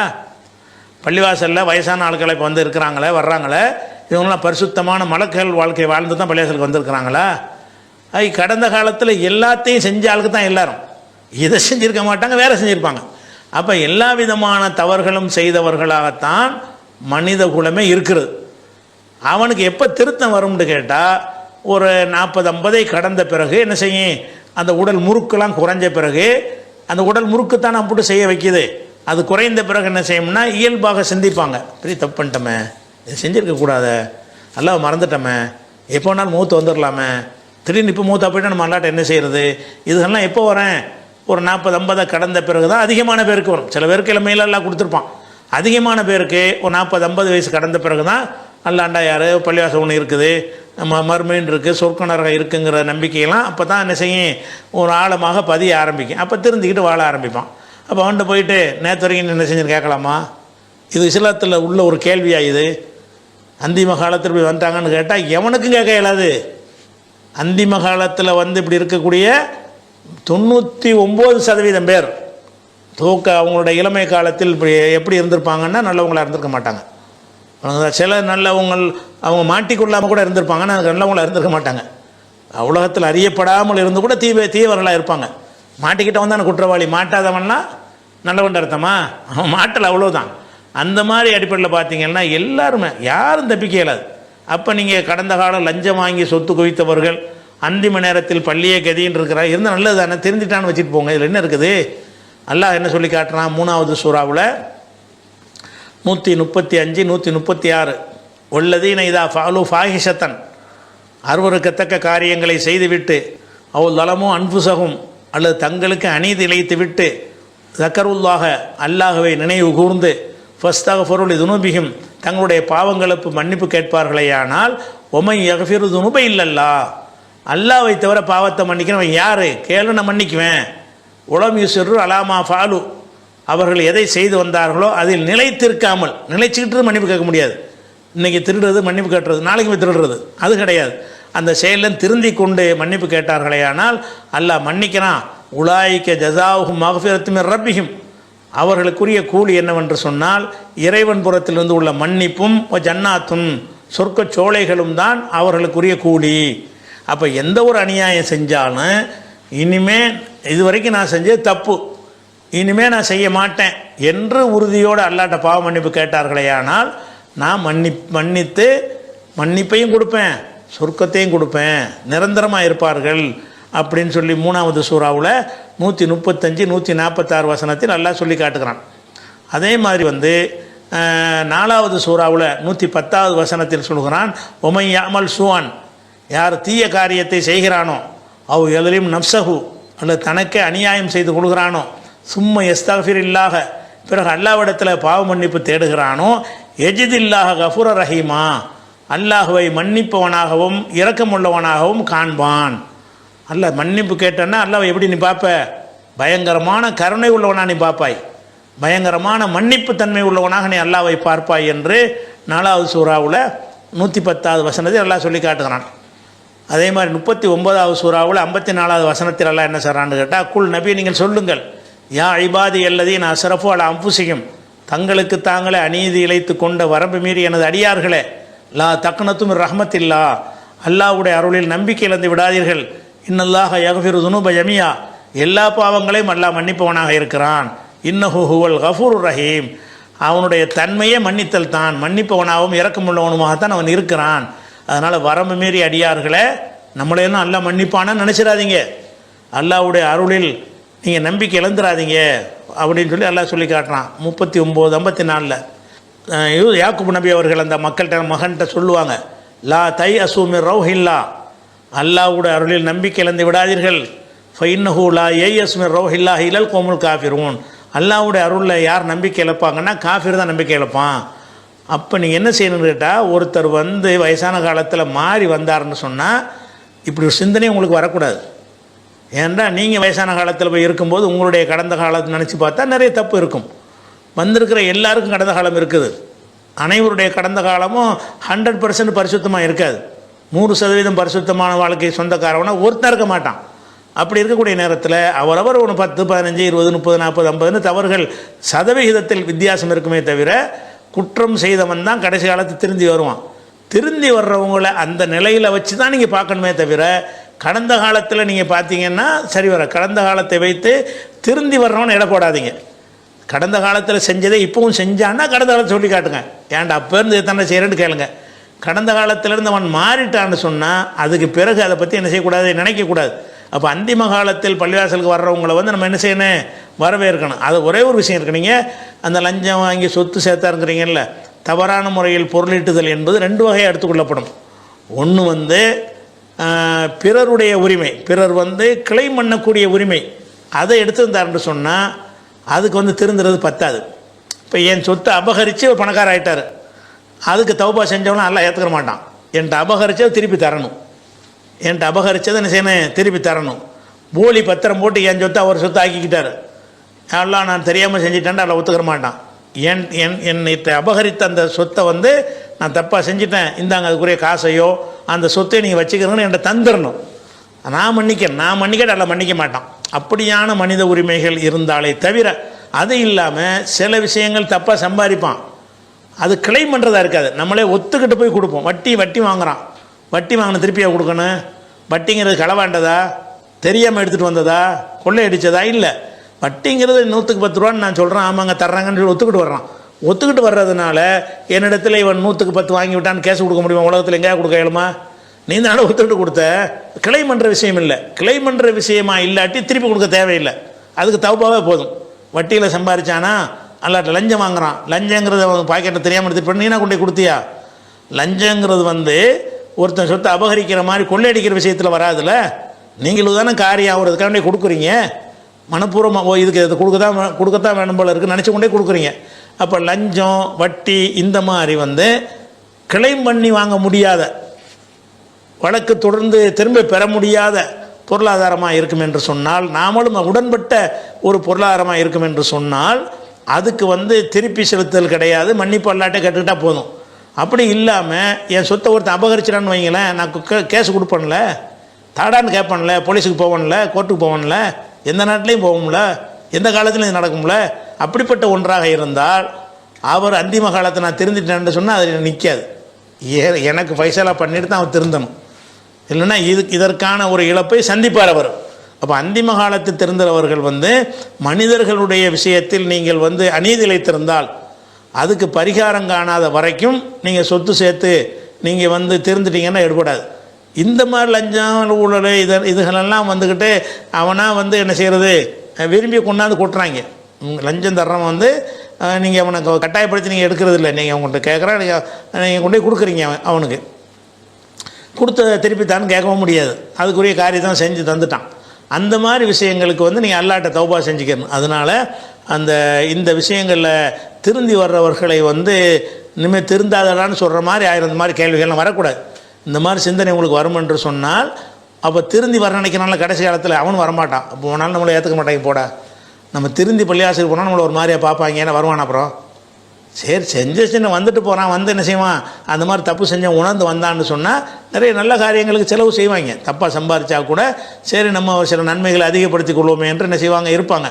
சரி அல்லாஹ் தான் எல்லாத்தையும் மன்னிக்கிறேன், உங்களுக்கு என்ன குறுக்க நீங்கள் யார்? அல்லாஹ் தான் எல்லாத்தையும் மன்னிக்கிறேங்கிறான்ல. ஒரு காலத்தில் நம்ம செஞ்சு விட்டான், சரி வயசான காலத்தில் திரும்பி வந்துட்டான், உங்களுக்கு நீங்கள் குறுக்க யாருண்டா? அல்லாஹ்வோட ரஹமத்துக்கு இடையில் குறுக்க நிற்கிறீங்க யார் அப்படின்னு சிந்திச்சு பார்த்தோம்னா இந்த மாதிரியான கேள்விகள்லாம் வந்து பரவலாக நம்ம என்ன செய்யக்கூடாது, வச்சுக்கிறக்கூடாது. இது இந்த மாதிரி இது பரவுனுச்சுன்னு சொன்னால் நம்ம திருந்தி போனாலும் ஏற்றுக்கிற மாட்டாங்கன்னா திருந்தவே மாட்டாங்க. பெருமளு அதை அவத்தில் வச்சுக்கணும். அதாவது 8வது, பைக் டாக்ஸியில் பெண்கள் பயணிக்கலாமா, ஏற்றி செல்லலாமா அப்படின்னு கேட்குறாங்க. அதாவது இப்போ என்னென்னா பைக் டாக்ஸின்னு ஒன்று இருக்குல்ல, அதாவது டூ வீலரில் வந்து டாக்ஸி மாதிரி வச்சுருக்குறாங்க ஒரு நிறுவனங்கள். அதில் நம்ம அதை புக் பண்ணோம்னு சொன்னால் அதுக்கு அப்ளிகேஷன்லாம் இருக்கிறது. புக் பண்ணோம்னு சொன்னால் அந்த பைக் வந்துடுவான், ஓடிபி கேட்பான். ஓடிபி சொன்னோன்னே அந்த நம்பர் அவனுக்கு வந்துடுமா, அந்த நம்பரை சொன்னோன்னே நம்ம தான் பார்ட்டின்னு தெரிஞ்சுக்கிட்டு நம்மளை ஏற்றி கொண்டு போய் என்ன செய்வான், நம்ம சொல்கிற இடத்துல கொண்டு போய் விட்டுருவான். இது வந்து ஏறக்குறைய ஆட்டோ டாக்ஸி மாதிரி பைக்கும் வந்துருச்சு இப்போ. அப்போ ஆட்டோ டாக்ஸியில் போகிற மாதிரி இந்த பைக் டாக்ஸியில் வந்து பெண்கள் இப்போ ஜாஸ்தியாக போகிறாங்க. இது வந்து இஸ்லாமிய அடிப்படையில் இது சரியான்னு கேட்குறாங்க. இஸ்லாமிய அடிப்படையிலையும் சரியில்லை, ஒரு நாகரிக சமுதாயத்துக்கு இது சரியில்லை. ஏன் சரியில்லைன்னு கேட்குறோம்னு கேட்டால் காரில் போகிறது ஆட்டோவில் போகிறது என்பது வந்து அந்த ஓட்டக்கூடியவரோட ஒட்டி உரசக்கூடிய தன்மை அதில் கிடையாது. ஒரு ஆட்டோவில் போகிறீங்கன்னா அவனுக்கு முன் சீட்டில் உட்காந்துருப்பான், தடுப்பு போட்டிருங்க, பின் சீட்டில் இவங்க உட்காந்துருப்பாங்க. அவங்களுக்கு வந்து பாதுகாப்புக்கு பெரிய ஒரு அந்த குந்தகம் இல்லாமல் தனியார் பொம்பளை போனால் பயந்துக்கிட்டு போகணும். அது மாதிரி ஒரு மெயினான ரோட்டாக இருந்தால் கூட அப்படி போயிடலாம். ஓரஜானமாக போனால் நிப்பாட்டி தான் அநியாயம் பண்ணிடுவானுவோம். அப்படி ஒரு பயமுக்கு தவிர்த்துக்கொள்ளணும். அப்படி இல்லாமல் இருந்தால் ஆட்டோவில் போகிறது காரில் போகிறதெல்லாம் அது வந்து அது வேறு விஷயம். இந்த பைக்குங்கிறது என்னென்னு கேட்டால் ஒருத்தனுக்கு பின்னாடி ஒருத்தி உட்காந்து போகிறது, அல்லது பொம்பளை ஓட்டுறான்னு வைங்க, அவளுக்கு பின்னாடி ஒரு ஆம்பளை போகிறது. இதே டாக்ஸி வந்து பொம்பளை ஓட்டுறான், அதில் ஒரு ஆம்பளை ஏற்றிக்கிட்டு போகிறாங்கன்னு வைங்களேன். இதில் என்ன நடக்கும் என்று கேட்டால் இப்போ ஆம்பளை ஓட்டினான்னா பின்னாடி பொம்பளை வந்திருக்கான்ல, அவங்க 2 பேருடைய உடலும் உரசக்கூடிய ஒரு நிலைமை ஏற்படும். ஏற்ற இறக்கங்களில் இறங்கும்போது என்ன செய்வாங்க, அவங்க வந்து இடிப்பாங்க, பின்னாடியிலேருந்து என்ன செய்வாங்க இடிப்பாங்க. அந்த இடிக்கிறத இவன் ஓட்டுறவனுக்கு என்ன செய்யும், வேறு விதமான சிந்தனைகளை ஏற்படுத்தும், பல விதமானதை ஏற்படுத்தும். அப்போ அது மாதிரி இடிக்கணுங்கிற மாதிரியே கூட ஓட்டுவான், சடன் பிரேக் போடுவான், வேணும்டைய பல கெட்டவனாக இருந்தான்னு சொன்னால் அப்படியெல்லாம் கூட செய்வான். அப்போ ஒருத்தனோட ஒரு ஆணு பெண்ணு ஒட்டி உரசி செல்வது என்பது பண்பாட்டுக்குரியதா? ஆணா பெண்ணா, பெண்ணோட ஆண் போகிறது ஆணோட பெண் போகிறது, ரெண்டுக்கு ஒரே சட்டம் தான். பொம்பளைக்குள்ளே சட்டம்ன்றாங்க, ஏன்னா பொம்பளைக்குள்ளே சட்டம், ஆம்பளைக்கு தான் அந்த சட்டம். பெண் ஓட்டிகிட்டு இருந்தானே அறுவை ஆம்பளை சேரக்கூடாது. அவன் அதில் ஏறினா நினைச்சான் பின்னாடி உட்காந்துருக்கிறவன் அவனுடைய சேட்டையை காட்டுவான். ஒழுங்கு அது மாதிரியாக இருக்கும். சேட்டையை தான் சில ஒரு உள்ளுக்குள்ளே ரசித்து கொள்ளக்கூடிய சேட்டைகள். வேறு மாதிரி இருந்தால் கம்ப்ளைண்ட் பண்ணிடுவான்னு பயந்தான்னு சொன்னால் அந்தளவுக்கு போவாட்டா கூட அந்த ஒரு வேலையை அவன் செய்வான். அதனால் வந்து இப்போ பைக் டாக்ஸியில் பயணிக்கிறது கேள்விக்கு உரியதே கிடையாது. ஒரு ஆண் பெண்ணும் தனித்திருந்தால் 3ஆவதாக ஷைத்தான் இருப்பான்ற சொல்ல சொன்னாங்களா இல்லையா? இது நிறைய முஸ்னத் அபு யாலா உள்பட ஏராளமான நூல்களில் இருக்கிறது. அப்போ 3ஆவதாக ஆணும் பெண்ணும் தனித்திருப்பது இது தனித்திருத்தல் தானே. நீங்கள் எப்போ வந்து 2 பேரும் சேர்ந்து உட்காடுறீங்களோ அப்புறம் வேகமாக போயிட்டு இருந்தீங்கன்னா எந்த யாருடைய பார்வையும் படாமல் இவங்க 2 பேருக்குள்ளே என்ன வேண்டாலும் நடக்கலாம்ன்ற ஒரு நிலைமை தானே இருக்குது. அப்படி இருக்கும் பொழுது அதோட ஆணோட ரசூல்லா வந்து பையத்து செய்ய பெண்கள் வந்தால் கூட அவங்கள கையை தொட்டு பையத்து வாங்க மாட்டாங்க. பையத்துன்னு சொன்னால் உங்களை இஸ்லாத்தை நாங்கள் ஏற்றுக்கிறோம், உங்கள் சொல்ல கேட்டு நடக்கிறோம் அப்படின்னு ஆண்கள் வந்து சொன்னாங்கன்னா ஆண்களுடைய கையை நீட்டி, நபிகள் நாயன் கையை நீட்டி கை மேலே கையை வச்சு உறுதிமொழி வாங்குவாங்க. பெண்கள் வந்தாங்கன்னு சொன்னால் கையை நீட்ட மாட்டாங்க, கையை பிடிக்க மாட்டாங்க, வாயினால் மட்டும் உறுதிமொழி வாங்குவாங்க. ஏன்? அந்த ஆணோட பெண்ணு தீண்டுதல் என்பது வந்து அருகில் இருப்பதை விட தனித்து இருப்பதை விட கடுமையான ஒரு விஷயம். தனித்திருக்கிறதை விட கடுமையான விஷயம் எது? ஒருத்தர் தீண்டி கொள்ளும் வகையில் இருப்பது, உரசி கொள்ளும் வகையில் இருத்தல் என்பது வந்து அந்த நான் கேட்குறேன், இந்த பஸ்ஸில் எல்லாம் போய்கிட்டு இப்போ கற்பழிக்க செய்கிறான், இடிக்கத்தான் செய்கிறான். இடிக்கிறது ஏன் பாதிக்குங்கிறீங்க? ஆம்பளை என்ன செய்கிறான்னு கேட்டால் பொம்பளை போய் இடிக்கிறான். அந்த இடிக்கிறது ஒரு வகையான சீண்டல் தான். அவன் கற்பழிக்கலை, தப்பான விஷயத்தை ஒன்றும் ஆரம்பிக்கலை. ஆனால் என்ன செய்யறான், அந்த இடிப்பதில் அவனுக்கு ஒரு சந்தோஷம் ஏற்படுதா இல்லையா? அதுக்கு எதிராக இதுக்கு வந்து கம்ப்ளைண்ட் பண்ணுறாங்க, அதுக்கு எதிராக இதுக்கு வழக்கு போடுறாங்க. அது மாதிரி ஒரு இடிச்சிட்டான்னு ஒரு பொம்பளை கத்தணும்னு ஐம்பது பேரும் சேர்த்து நம்ம முத்துறாங்க அவனை. அப்போ அந்த இடித்தல் என்பது நமக்கு தெரிகிறது, ஒரு ஆணும் பெண்ணை இடிக்கிற வகையில் இருப்பது நல்லது அல்ல, சமுதாயமே விளங்கி வச்சுருக்குது. அதான் நடக்குது. இல்லை பைக் டாக்ஸில் அதான் நடக்கும். பைக் டாக்ஸி இடிக்காமல் பக்ஸ் போக முடியுமா? நீங்கள் பாக்ஸ் மாதிரி கட்டி வச்சுருக்கிறானா? இல்லை தானே. அதனால் இந்த பைக் டாக்ஸியில் பொம்பளை பைக் டாக்ஸி ஓட்டினா பின்னாடி ஆம்பளை போகாதீங்க. ஆம்பளை பைக் டாக்ஸி ஓட்டினா அதில் போய் பொம்பளை ஏறாதீங்க. பொம்பளை பைக் டாக்ஸி ஓட்டி நல்லா தெரிஞ்சு அந்த டாக்ஸி இருக்குதுன்னு சொன்னால் அதில் பொம்பளை போங்க. பைக் டாக்ஸியே பிரச்சனை கிடையாது. ஒட்டி உரசுதல் என்பது எப்போதும் நல்லதில்லை. அது ஆணுக்கும் நல்லதில்லை, பெண்ணுக்கும் நல்லதில்லை. அது முஸ்லீமுக்கும் நல்லதில்லை, ஒட்டுமொத்த எந்த சமுதாயத்துக்கும் பகுத்தறிவாளருக்கும் நல்லதில்லை. இந்த ஒட்டி உரசுதல் என்பது ஒரு விதமான ஒரு எண்ணத்தை ரெண்டு பாலாருக்கும் ஏற்படுத்தும். அது ஒரு நாகரிகமான ஒரு செயலுக்கு உடந்தையாக இருக்காது. அதனால் அந்த பைக் டாக்ஸியில் போகிறது தனித்திருப்பதை தாண்டி அவங்களோட ஒட்டி உரசுதல் என்கிற அளவுக்கு ஒரு கடந்த ஒரு குற்றமாக ஆகிவிடும். அதில் போகவே கூடாது. பைக் டாக்ஸியில் எப்படி போகலாம்? ஆம்பளை தான் ஓட்டுறான்னு அது உறுதியாக ஒன்று பேர் தெரிய வந்தால் ஆம்பளை போய் ஏறிக்கிறங்க.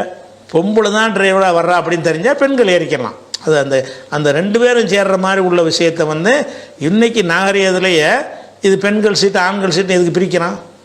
ஒட்டுறதானே பஞ்சாயத்து. இது ஆண் சீட்டு பெண் சீட்டுன்னு எதுக்கு பிரிக்கிறான்? இதில் பொம்பளை பக்கத்தில் போய் உட்காந்துடக்கூடாதுங்கிறது தானே. உட்காந்துட்டு போகிறானே அப்படி நினைக்கிற எல்லாருமே நினைக்கிறோம். இது ஆண்களுடைய ஆண்கள் ஏறுகிற பாதை, பெண்கள் ஏறும் பாதைன்னு ரெண்டு பாதை வைக்கிறீங்க பஸ்ஸுகளில். எதுக்காக வைக்கிறீங்க? அந்த பாதையில் ஏறினா இப்போ உரசுவான் என்பது வேறு ஒன்றும் கிடையாது. வேறு ஒன்றும் செஞ்சிட முடியாது. உரசத்தான் செய்கிறது. இந்த உரசுவது வரக்கூடாது என்பதற்கு தானே இந்த வேலை இவ்வளோ தற்காப்பு பண்ணுறீங்க. ஆம்பளை பஸ்ஸு பொம்பளை பஸ்ஸு ஆண்களுக்கு பெண்களுக்கு எதுக்காக ஏற்படுத்தப்படுது? எல்லாம் இந்த ஒரு மேட்டருக்காக தான் செய்யப்படுது. அதனால் இது பைக் டாக்ஸிங்கிறது அது இந்த ஆணோட பெண்ணோட ஆணும் போகிற மாதிரி இருந்தால் அது ஹராம், குற்றம். அதுக்கு எல்லாட்ட கேள்வி இருக்குது. ஜாயிர் ஹுசேன் ஜித்தா 369 வசனத்தின் மூலம் பாலஸ்தீன் சகோதரர்களும் நம் நாட்டில் மாடுகளின் பெயராலும் சங் பரிவாராலும் கொல்லப்பட்ட நம் சகோதரர்கள் தற்போது ஏக இறைவனால் உணவளிக்கப்பட்டு சொர்க்கத்தின் பச்சை நிற பறவைகளாக இருக்கிறார்கள் மகிழ்ச்சி கொள்ளலாமா அப்படின்னு கேட்குறாரு. அதாவது 369 வசனத்தில் என்ன சொல்லப்படுதுன்னு கேட்டால், அல்லாவின் பாதையில் கொல்லப்பட்டவர்களை இறந்தவர்கள் என்று எண்ணாதீர்கள், அவங்க அல்லாவிடத்தில் உயிரோடு இருக்கிறார்கள், உணவளிக்கப்பட்டு கொண்டு இருக்கிறார்கள் அப்படின்னு சொல்லி அல்லாஹ் கொடுத்த அந்த இன்பங்களில் திளைத்து கொண்டிருக்கிறார்கள் அப்படிங்கிற கருத்துப்பட அந்த 369 வசனத்தில் இருக்குது. அதை வச்சு அவர் என்ன கேட்குறாருன்னு கேட்டால், இப்போ இந்த பாலஸ்தீனில் கொல்லப்படுறாங்கல்ல, அநியாயமாக தானே கொல்லப்படுறாங்க, அவங்களும் அங்கே சொர்க்கத்தில் உசுரோடு இருக்கிறார்கள் என்று நம்ம சந்தோஷம் கொள்ளலாமா? அதே மாதிரி நமது நாட்டில் இந்த மாட்டின் பெயரால் காவிகளால் கொல்லப்படுறாங்கள அப்பாவிகள்லாம், இவங்களெல்லாம் அந்த மாதிரி அந்த சொர்க்கத்தில் அது மாதிரி இருப்பார்கள்னு எடுத்துக்கொள்ளலாமா அப்படின்னு கேட்குறாரு. இந்த விஷயத்தை பொறுத்த வரைக்கும் ஒருத்தர் சொர்க்கத்தில் இருக்கிறாரா இல்லையாங்கிற விஷயத்தை ரெண்டு விஷயம் அதில் இருக்கிறது. பொதுவாக ஒரு தன்மையை சொல்லி இந்த தன்மை உள்ளவங்க சொர்க்கத்துக்கு போவாங்க என்று சொல்ல நமக்கு உரிமை இருக்கிறது. உண்மையாளர்கள் சொர்க்கம் செல்வார்கள் இப்படி நம்ம சொல்லலாம். அதே மாதிரி தொழுகையாளிகள் சொர்க்கம் போவார்கள், ஏன்னா தொழுகை சொர்க்கத்தில் காரியம் தானே, அதை சொல்லலாம். நோம்பாளிகள் சொர்க்கம் போவார்கள் அப்படின்னு சொல்லி சில இபாதத்துகள் சில நற்பண்புகள் எது சொர்க்கத்துக்குரிய காரியங்கள் என்று மார்க்கத்தில் சொல்லப்பட்டு இருக்கிறதோ அந்த காரியத்தை சொல்லி அந்த காரியம் செய்பவர்கள் சொர்க்கத்துக்கு போவார்கள் என்று சொன்னால் அதுக்கு நமக்கு உரிமை இருக்கிறது. அதே நேரத்தில் உங்களுக்கு தெரிஞ்ச ஒரு அப்துல் கார் தொழுகிறார், இவர் சொர்க்கம் போவார்னு சொல்லக்கூடாது. அவர் தொழுத்தான் செய்கிறாரு. அவர் தொழுவதாக இருந்தாலும் இந்த அப்துல் கார் தொழுகிறா அதனால் சொர்க்கம் போவார்னு சொல்ல முடியாது. ஏன்? அவர் தொழுகிறாரா, நடிக்கிறாரா, உள்ளத்தில் அல்லாஹ்வை நம்பி செய்கிறாரா, அது சிறுக்கு வச்சுக்கிட்டு அதை அது உங்களுக்கு தெரியாது. அவன் தான் முடிவெடுப்பான். தொழுகையாளி சொர்க்கங்கிற அளவில் தான் உங்களுக்கு சொல்ல முடியுமே தவிர இமயவன் சொர்க்கவாசி இமயவன் நரகவாசின்னு இண்டிவிஜுவலாக சில நபர்களை பற்றி உங்களுக்கு சொல்வதற்கு அதிகாரம் கிடையாது. அப்போ பொதுவாக அநியாயமாக கொல்லப்பட்டவர்கள் சொர்க்கத்துக்கு போவார்கள்னு சொல்லுங்கள், அதுக்கு உங்களுக்கு அனுமதி இருக்குது. இதில் இந்த மாட்டுக்காக கொல்லப்பட்ட இந்த ஆளுக்கு சொர்க்கத்துக்கு போகணும்னு சொல்லாது. ஏன்னு கேட்டால் அவர் சிறுக்கு வைக்காமல் இருக்கணும், அதுக்காக கொல்லப்பட்டிருக்கணும், பல விஷயங்கள் அதில் இருக்கா இல்லையா, இது அவன் தான் தீர்மானிப்பான். அப்போ நம்ம என்ன செய்யணும்னா இந்த தன்மை இருந்தால் அவர் சொர்க்கம் போவார்கள் எப்படி சொல்லலாம்? இந்த மாதிரி அவங்க இறைவனுக்கு அநியாயம் செய்யப்பட்டிருந்து அவங்க கரெக்டான முறையில் இருந்திருப்பார்களே ஆனால் அது சொர்க்கம் போகிறதுக்கு எல்லாம் செய்வான்ட்டு அப்படி வேண்டாம் சொல்லிக்கலாம். ஒரு குறிப்பிட்ட பாலஸ்தீனில் கொல்லப்படுறவங்களாம் சொர்க்கம் போவார்களான்னு அப்படி சொல்ல முடியாது. கொல்லப்படுறவர்களே பாலஸ்தீனத்தில் இருக்கிறவர்களையே இந்த மக்கள் போராடுறாங்கல்ல, போராடுற மக்களை காட்டி கொடுக்குறவனு பாலஸ்தீனில் இருக்க தானே செய்கிறான். இஸ்ரேல்கிட்ட காசு வாங்கிட்டு அவங்களுக்கு எதிராக சண்டை போடுறவனு பாலஸ்தீன அப்பாஸுடைய தலைமையில் இருக்கிற அரசாங்கம் தான் அதையும் செய்யுது. அவனும் பாலஸ்தீன் தானே, அங்கே தான் அவன் தானே கொல்லப்படுறான் அவன் கொண்டு போடுறதில்ல. அதனால் பாலஸ்தீனன்ற உடனே அவங்களாம் அப்படி போக முடியாது. அதில் உள்ளவன் யார், அவன் என்ன மாதிரி இருக்கிறான், அவனை இண்டிவிஜுவலாக ஒவ்வொருத்தரும் நல்லா கணக்கெடுப்பான். 100 பேர் ஒரு இடத்துல கொல்லப்பட்டாங்கன்னா 100 பேருக்கு எல்லாம் சொர்க்கத்தை கொடுக்க மாட்டான். அந்த 100 பேரை பிரிப்பான். இவன் எந்த நோக்கத்துக்கு வந்தான், இவன் என்ன நோக்கம், இவன் கொண்டு ஒவ்வொரு விஷயமும் இண்டிவிஜுவலாக தனித்தனியாகத்தான் நல்ல இடத்துல கணக்கெடுக்கப்பட்டு தீர்ப்பளிக்கப்படுங்கிற காரணத்தினால யாரை பற்றியும் குறிப்பிட்டு என்ன செய்யக்கூடாது, சொல்லக்கூடாது. யார் அநியாயமாக கொல்லப்படுறாங்களோ அவங்க சொர்க்கவாசிகள் நீங்கள் என்ன செய்யலாம், அது சொல்கிறதுக்கு உங்களுக்கு உரிமை இருக்குது. நேதாஜி நகர் சாகுல் ஆப்கானிஸ்தான் கிரிக்கெட் டீமில் முகமது நபி என்று ஒருவர் பெயர் வைத்திருக்கிறார். அதுபோல் பெயர் வைக்கலாமான்னு கேட்குறார். ஆப்கானில் உள்ள கிரிக்கெட் வீரருக்கு பேர் முகமது நபி அப்படின்னு வச்சுருக்காருன்னு சொல்கிறாங்க. இது வைக்கலாமாண்டு, இது வைக்கக்கூடாது நமக்கே தெரிகிறது. இது உலகத்தில் உள்ள எல்லா அறிஞர்களையும் ஏகமானதாக அன்று முதல் இன்று வரை இந்த பேரை வைக்கக்கூடாதுன்னு கேட்டால், அந்த பேர் அது ஒரு பொறுப்பை சொல்கிற முகமதுன்னு வைக்கலாம். முகமதுன்னு என்ன செய்யலாம், ரசூலுல்லாஹ்வுக்கு காலத்திலே முகமதுன்னு நிறைய பேருக்கு பேர் வச்சுருந்துருக்குறாங்க. அலி அவர்களே தன்னுடைய மகனுக்கு முகமதுன்னு பேர் வச்சார்.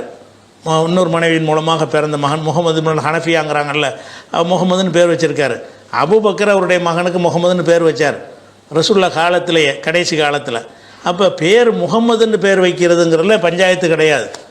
முகமது நபி என்பது அது பேர் கிடையாது. அது ஒருவருக்கு அல்லாஹ் கொடுத்த ஒரு பொறுப்பு. அது ஒரு நபியாக இருந்தவர் தான் அதை பயன்படுத்த முடியும். நபிங்கிறது யார் நபியாக நியமிக்கப்பட்டார்களோ அவங்கள தான் நபின்னு சொல்ல முடியும். அப்படி இருக்கும் பொழுது நபின்னு சேர்த்து பேர் வைப்பது அது சரியானது, பொய். அது நபி கிடையாது. நபின்னு இப்படி வச்ச நீ முகமது நபின்னா அப்போ உன்னை நபின்ற ஒரு அர்த்தம் அடங்கியிருக்கு இல்லையா. நபிங்கிற ஒரு போஸ்ட்டு தானே, அது ஒரு போஸ்ட், அல்லாஹ் வழங்குற ஒரு போஸ்ட். அது அந்த அல்லாஹ் வழங்குற போஸ்ட்டாக இருந்தால் அந்த போஸ்ட்டை போய் என்ன செய்யக்கூடாது, பேராக்கக்கூடாது. வழங்க அல்லான்னு பேர் வைக்கலாமா, ரஹ்மான் வைக்கலாமா, அது மாதிரி தான் அது மாதிரியான ஒரு விஷயத்தில் முகமது நபி என்று பேர் வைக்காதீங்க. முகமதுன்னு வைங்க, அகமதுன்னு வைங்க, அவங்களோட பேரை எந்த பேரை வேணாலும் நீங்கள் வச்சுட்டு போகலாம். இப்ராஹிம்னு நபி இருந்தாங்க, அந்த பேரை ரசூலுல்லாஹ் தன்னுடைய மகனுக்கு வச்சாங்க. நபிமார்களின் பெயர்களை உங்களுக்கு நீங்கள் பெயர்களை ஆக்கலாம். ஆனால் இப்ராஹிம் நபின்னு பேர் வைக்கலாமா, இப்ராஹிம் நீங்கள் பேர் வைக்கலாமே தவிர இப்ராஹிம் நபின்னு பேர் வச்சிங்கன்னா அவர் நபி அவர். அப்போ இப்ராஹிம் நபிங்கிறவர் அது ஒரு போஸ்ட். அது அல்லாஹ் கொடுத்த ஒரு பதவியாக ஒன்று இருக்குமையானால் அல்லாஹ் யாருக்கு கொடுத்தான் அவர் தான் சொல்லணும். அந்த பதவியை அல்லாஹ் யாருக்கு கொடுத்தான், முகமது கொடுத்தான், அவருக்கு சொல்லு. இப்ராஹிமுக்கு கொடுத்தான், அவரு சொல்லு. உனக்கு கொடுத்தானா? அதனால் முகமது நபின்னு என்ன செய்யக்கூடாது, பேர் வைக்கக்கூடாது. ஆனால் இதனுடைய சரியான உச்சரிப்பு தப்பாக கூட அப்படி வந்திருக்கலாம். அவர் நாஃபிங்கிறத கூட நபின்னு எழுதியிருப்பாங்க. அப்படி தான் வச்சாங்களான்னு தெரியல. கிரிக்கெட் வீரர் ஆப்கான் மொழியில் நபின்னு இப்படி வச்சாங்கன்னா, நாஃபின்னா பயன் தரக்கூடியவர்னு அர்த்தம். நாஃபிங்கிறது வேறு, நாஃபிங்கிறத நபின்னு கூட நினைச்சிருப்பாங்க, அப்படி எழுதியிருப்பாங்க. அது என்னென்னு தெரியல. அப்படியே பேர் வச்சுருந்தாலும் நமக்கு ஆப்கான் ஒரு முன்னுதாரணம் கிடையாது. அது தப்பான விஷயம். அது மாதிரி பேர் வச்சிடக்கூடாது. அல்லது அந்த சொல்லுடைய உச்சரிப்பு வேறு மாதிரி இருந்து கூட, ஏன்னா அவங்களும் இந்த மாதிரி ஆப்கானுடைய ஆட்களுடைய கொள்கை பிரகாரம் முகமது நபின்னு பேர் வைக்கக்கூடாது தான். அப்படி வச்சிருக்கிறாங்கன்னு சொன்னால் அது வேறு ஏதாவது ஒரு சொல்ல உச்சரிப்பு. காசாங்கிறோம்ல, காசாங்கிறது தவறான உச்சரிப்பு தானே, எல்லோரும் அத்தனை சொல்கிறோம். அது கஸ்ஸா, அந்த ஊருக்கு பேர் கஸ்ஸா தான். கஸ்ஸான்னு இவனுமே சொல்ல மாட்டேங்கிறான், காசாங்கிறாங்க. அந்த மாதிரி சில சொற்கள் ஒன்றுக்கு ஒன்று மருவி மாற்றி வந்திருக்கும். அப்படி அந்த பேர் வைக்கப்பட்டுச்சான்னு தெரியல. அது நமக்கு தேவையும் இல்லை. அப்படி வைக்கக்கூடாது, அவ்வளோதான். நம்ம வைக்கலாமான்னா வைக்கக்கூடாது.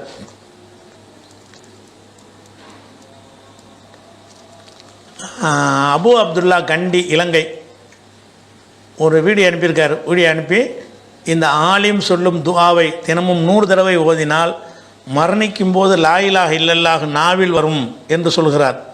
இது சரியான செய்தியா? ஒரு ஹதீஸையும் வாசித்து சொல்கிறார்னு கேட்குறார். அது முபாரக் மதனி என்ற ஒரு இலங்கை அறிஞர் பேசின ஒரு வீடியோ அனுப்பி இந்த துஆவை ஓதிக்கொண்டே வந்தால் மரண நேரத்தில் நம்ம லா இலாஹ இல்லல்லாஹ்ங்கிற களிமா வாயில் வந்துடும் அப்படின்னு சொல்கிறார். மரணிக்கும் போதே கடைசி வார்த்தையாக லா இலாஹ இல்லல்லாஹ் என்று வருவது அது ஒரு சிறப்புக்குரிய ஒரு தகுதி தான். அது ரசூலுல்லாஹ்வும் சொல்லியும் இருக்கிறாங்க. மன்கான் ஆகிற கலாமிஹி லா இலாஹ இல்லல்லாஹ் தஹலல் ஜன்னா. ஒருவருடைய கடைசி சொல் லா சொல்லு மட்டும் இல்லை, நம்பி சொல்லணும். வழங்குது அவன் ஷிர்கில் இருந்து லா இலாஹ இல்லல்லாஹ் சொன்னாலும் அதுதான் கிடையாது. அந்த ஷிர்க்கு இதெல்லாம் இல்லாத ஒருத்தனாக இருந்து அவன் தர்காவில் உட்காந்து லா இலாஹ இல்லல்லாஹ்னு அதை ஏற்றுக்கிற முடியுமா? அப்படிப்பட்டது கிடையாது. அதை நம்பி அல்லாஹ் எல்லா ஷிர்க்லேருந்து விடுபட்டவனாக ஒருத்தன் இறந்து விட்டான் என்று சொன்னால் அவன் சொர்க்கம் செல்வான் ரசூலுல்லாஹ் சொன்ன ஹதீஸு அபூதாவுதில் இருக்கிறது. ரசூலுல்லாஹ் கூட மரணிக்கும் பொழுது அவங்க சொன்ன வார்த்தையில் கடைசியாக சொன்ன வார்த்தை லா இலாஹ இல்லல்லாஹ், லா இலாஹ இல்லல்லாஹ் சொல்லிட்டு தான் மறந்துருக்கிறாங்க. எப்படி இருக்கிறாங்க? ஃபஜால யுதுகுல் எதைஹி ஃபில் மாய், தண்ணி கொண்டு வர சொல்லி தண்ணிக்குள்ளே கையை விட்டு என்ன செஞ்சாங்க, அதை தண்ணி எடுத்து மூஞ்சில் சரியான சூடாக இருக்கும் போல இருக்குது தடவிக்கிட்டே இருந்தாங்க. எக்குழு லா இலாஹ இல்லல்லாஹ், லா இலாஹ இல்லல்லாஹ்னு சொல்லிக்கொண்டே என்ன செஞ்சாங்க, முகத்தில் ஈர கையை தடவி கொண்டு இருந்தார்கள் என்கிற ஒரு ஹதீஸு புகாரியில் 4449வது ஹதீஸில் இருக்கிறது. இப்போ ரசூலுல்லாஹ்வும் கடைசி கலிமாவாக லா இலாஹ இல்லல்லாஹ்வை சொல்லி இருக்கிறாங்க. அது ஒரு நல்ல ஒரு விஷயந்தான். ஆனால் இதை செஞ்சால் இந்த கலிமா வருங்கிறது சரியில்லை. அந்த லா இலாஹ இல்லல்லாஹ்ங்கிறது நான் கேட்குறேன், எத்தனையோ பதிர் போரில் கொல்லப்பட்டாங்களா லா இலாஹ இல்லல்லாஹ் சொல்லிட்டு கொண்டு விட்டுருப்பாங்க. பதிர் போருக்கு சண்டைக்கு போகிறாங்க, அவன் வெட்டணுன்னு செத்துருவாங்க. இவங்க கடைசி கலிமா எப்படி லா இலாஹ இல்லல்லாஹ் இருக்கும்? ஆனால் அவங்க சொர்க்கவாசி நற்செய்தி சொல்லப்பட்டவங்களாக இருந்தும் கூட அவங்க லா இலாஹ இல்லல்லாஹ் சொல்லாமல் தான் இறந்துருக்குறாங்க. சொன்னால் தான் அது மூமினுக்கு அளவு கொண்டு கிடையாது. சொன்னால் நல்லது, அது ஒரு விஷயம். அது சொன்னால் தான் ஒரு ஆள் லா இலாஹ இல்லல்லாஹ் சொல்லாமல் மூத்தா போயிட்டார், லா இலாஹ இல்லல்லாஹ் கலிமா வரல, அப்படி சில பேர் தப்பாக நினைக்கிறாங்க. அது வர்றது நம்ம கையில் கிடையாது. எத்தனையோ நல்லவங்களுக்கு வராமல் இருந்திருக்கு. ஒரு 5 வகையான மரணம் இருக்கிறது. யார்? காலராவில் செத்தவன் ஷஹீது, சுவர் இடிந்து விழுந்து செத்தவன் ஷஹீது, கர்ப்பிணி பெண்ணாக இருந்து பிரசவத்தில் செத்தவன் ஷஹீது, தண்ணியில் மூழ்கினவன் ஷஹீது. இப்படிலாம் ரசூலுல்லாஹ் சொல்கிறாங்கல்ல, இவங்களாம் களிமா சொல்லியிருப்பாங்களா? எதிர்பாராத மரணம் தானே. உட்காந்துருக்காங்க, செவர் எடுத்து விழுந்துருச்சு, எங்கே போய் களிமா சொல்லியிருப்பாங்க? அதான் லா இலாஹ இல்லல்லாஹ்னு ஒருத்தன் கடைசியாக இருந்தால் அது சிறப்புக்குரியது என்பது ஓகே, அது மாற்றம் கிடையாது. அது இருந்தவன் மட்டும்தான் சிறப்புக்குரியவன்கிறது தப்பான விளக்கம். அப்படி அல்லாஹ் அந்த கொடுத்தா தான், யாருக்கு அந்த வாய்ப்பை கொடுக்குறானோ அவர்கள் தான் அதை சொல்லிட்டு மரணிப்பார்களே தவிர அதை சொல்லிட்டு தான் மரணித்தார்கள் எல்லாருக்கும் ரெக்கார்டு கிடையாது. உங்கள் வாழ்நாளில் பார்த்துருப்பீங்க, எவ்வளோ நல்லவர்களாக இருப்பாங்க, லா இலாஹ இல்லல்லாஹ் சொல்லியிருக்க மாட்டாங்க, சொல்லாமல் மூத்தா போயிருப்பாங்க. அதெல்லாம் அந்த வாய்ப்பு அல்லாஹ் கொடுத்தா சொல்ல முடியுமே தவிர, கொடுத்தா சரி அல்லாஹ் ஒரு அந்த வாய்ப்பை தந்திருக்கான்னு நினச்சிக்கிறணும். அப்படி இல்லாட்டாலும் அந்த சொர்க்கத்துக்கு போகிறதுக்கு அது மட்டும்தான் நினைக்கிறாங்க. நிறைய பேர் நினைக்கிறாங்க களிமா கூட வாயில் வராமல் தான் போயிட்டான், அது நம்ம கையில் கிடையாது. அதை நம்ம விளங்கிக்கிறோம். நிறைய பேருக்கு சொல்ல வாய்ப்பாக இருக்காது. போர்க்களத்தில் கொல்லப்படுற யாருக்குமே அந்த வாய்ப்பு இருக்காது. ஆனால் அவங்களுக்கு ஷஹீத், அவங்க சொர்க்கவாசிகள் தான் எல்லாம் கரெக்டாக இருந்தால். அப்போ அப்படி இருக்கிறவங்களுக்கு அந்த களிமா வராது, லா இலாஹ இல்லல்லாஹ் சொல்லியிருக்க மாட்டாங்களே. அது மாதிரி உள்ளது. சாதாரண நல்லவங்களாக கூட ராத்திரி படுப்பான், போய் பார்ப்பாங்க, மூத்தா போயிருப்பான். நல்லா சுப்புலாம் தொழுது விட்டு, ரிஷா தொழுது விட்டு, தகஜத்தெல்லாம் தொழுதுட்டு படுப்பான், போய் பார்ப்பாங்க, ஆள் மூத்தா போயிருப்பான். தூக்கத்தில் உயிர் போயிடும். தூக்கத்தில் உயிர் போகிற எத்தனை நல்லவங்க இருக்காங்க. அவங்களாம் அந்த பாக்கியமாக துர்மரணம் வந்தவங்களாம் அவங்க கரெக்டாக இருந்தாங்கன்னா அவங்களும் தான் சொர்க்கத்துக்கு போவாங்க. அப்போ லா இலாஹ இல்லல்லாஹ்ங்கிற அந்த கொள்கை எப்போதும் நம்மள்ட்ட இருந்துக்கிட்டே இருக்கும், பழகுதா? அது இருக்கிறவன் தான் சொர்க்கத்துக்கு போவான். லா இலாஹ இல்லல்லாஹ்ங்கிற கொள்கை இல்லாட்டி சொர்க்கம் கிடையாது. அப்போ அந்த கொள்கை கரெக்டாக இருக்கும்போது வாயில் வார்த்தை வந்தால் என்ன, வராட்டி என்ன, அது ஒரு பாதிப்பை ஏற்படுத்தாது. வந்துட்டால் 100 நல்லா 100 ஒளிக்கு மேல் ஒளி சிறப்புன்னு எடுத்துகிட்டு போயிட வேண்டியதான். அதனால் இந்த லா இலாஹ இல்லல்லாஹ்ங்கிறது வரணுங்கிறதுக்காக வேண்டிலாம் நீங்கள் ரிஸ்க் எடுக்க தேவையில்லை, வணங்குதா? அல்லாட்ட கேட்கலாம், இறைவா கடைசி வார்த்தையாக எனக்கு லா இலாஹ இல்லல்லாஹ் மாதிரி ஆக்கி வையின்னு வேணால் நீ என்ன செய்யலாம், எந்த நல்ல விஷயத்தையும் கேட்குற மாதிரி இது ஒரு நல்ல விஷயமா ரசூலுல்லாஹ் சொன்னதுனால நீங்கள் துவா செஞ்சுக்கலாம். ஆனால் இந்த ஆலிம் என்ன சொல்கிறாருன்னு கேட்டால், இதை நீங்கள் ஓதிக்கிட்டு வந்தீங்கன்னு சொன்னால், டெய்லி 100 தடவை ஓதிக்கிட்டு வந்தீங்கன்னு சொன்னால் மூத்து நேரத்தில் லா இலாஹ இல்லல்லாஹ் வந்துடும் வாயிலங்கிறார். அப்படி அவர் பாய்ச்ச ஹதீஸில் இல்லை. ஒரு ஹதீஸை வாசிக்கிறாரு, அவர் என்ன சொல்கிறான்னு கேளுங்க முதல்ல. அப்படி ஆக வேண்டும் என்றால் நம் மௌத்தாகிற போது நம்முடைய இறுதி வார்த்தை லா இலாஹ இல்லல்லாஹ் என்பதாக இருக்க வேண்டும். நபி ஸல்லல்லாஹு அலைஹி வஸல்லம் அவர்கள் சொன்னார்கள், மன் கான ஆகிரு கலாமிஹி லா இலாஹ இல்லல்லாஹ் தஹலல் ஜன்னah. யாருடைய இறுதி வார்த்தை லா இலாஹ இல்லல்லாஹ் என்று இருக்கிறதோ அவர் சொர்க்கம் செல்லுவார். இந்த லா இலாஹ இல்லல்லாஹ் மரண தருவாயில் வர வேண்டும் என்றால் உயிரோடு இருக்கிற போது லா இலாஹ இல்லல்லாஹ் அதிகமாக சொல்ல வேண்டும். குறிப்பாக காலையிலே 100 தடவைகள் ஒருவர் லா இலாஹ இல்லல்லாஹ் வஹ்தஹு லா ஷரீக லஹு லஹுல் முல்கு வ லஹுல் ஹம்து வ ஹுவ அலா குல்லி ஷைஇன் கதீர். இது தெரியாத ஒரு சின்ன பிள்ளை கூட இந்த இடத்துல இருக்காது. இந்த கலிமா தெரியாத ஒரு குழந்தை கூட இந்த மஸ்ஜிதுக்குள்ள இருக்காது. எல்லோருக்கும் தெரியும். இந்த லா இலாஹ இல்லல்லாஹ் வஹ்தஹு லா ஷரீக லஹு லஹுல் முல்கு வ லஹுல் ஹம்து வ ஹுவ அலா குல்லி ஷைஇன் கதீர் என்று காலையில் 100 தடவை சொல்வது. இப்படி சொன்னால் அந்த மனிதன் அல்லாஹ்விடத்தில் மிக சிறந்தவன். சுப்ஹானல்லாஹ். அவனை விட சிறந்த நிலையில் யாரும் வரமாட்டார். ஒன்று. இரண்டாவதாக 10 அடிமைகளை விடுதலை செய்த நன்மையை கொடுக்கிறார். 10 அடிமைகளை விடுதலை செய்த நன்மையை கொடுக்கிறார். 3, 10 நன்மைகள் அவனுக்கு 100 நன்மைகள் அவனுக்கு எழுதப்படுகிறது. 4, 100 பாவங்கள் அவனுக்கு அளிக்கப்படுகிறது. அவனுடைய ரெக்கார்டில் இருந்து 100 பாவங்கள் அளிக்கப்படுகிறது. 5, அன்று மாலையாகும் வரைக்கும் ஷைத்தானுடைய எந்த தீண்டுதலும் இல்லாமல், எந்த பாதிப்பும் இல்லாமல் ஒரு பாதுகாப்பு அவனுக்கு கொடுக்கப்படுகிறது. இப்படி சிறப்பான ஒரு கலிமா தான் இந்த லா இலாஹ இல்லல்லாஹ் வஹ்தஹு லா ஷரீக லஹ் லஹுல் முல்கு வ லஹுல் ஹம்த் வ ஹுவ அலா குல்லி ஷைஇன் கதீர்.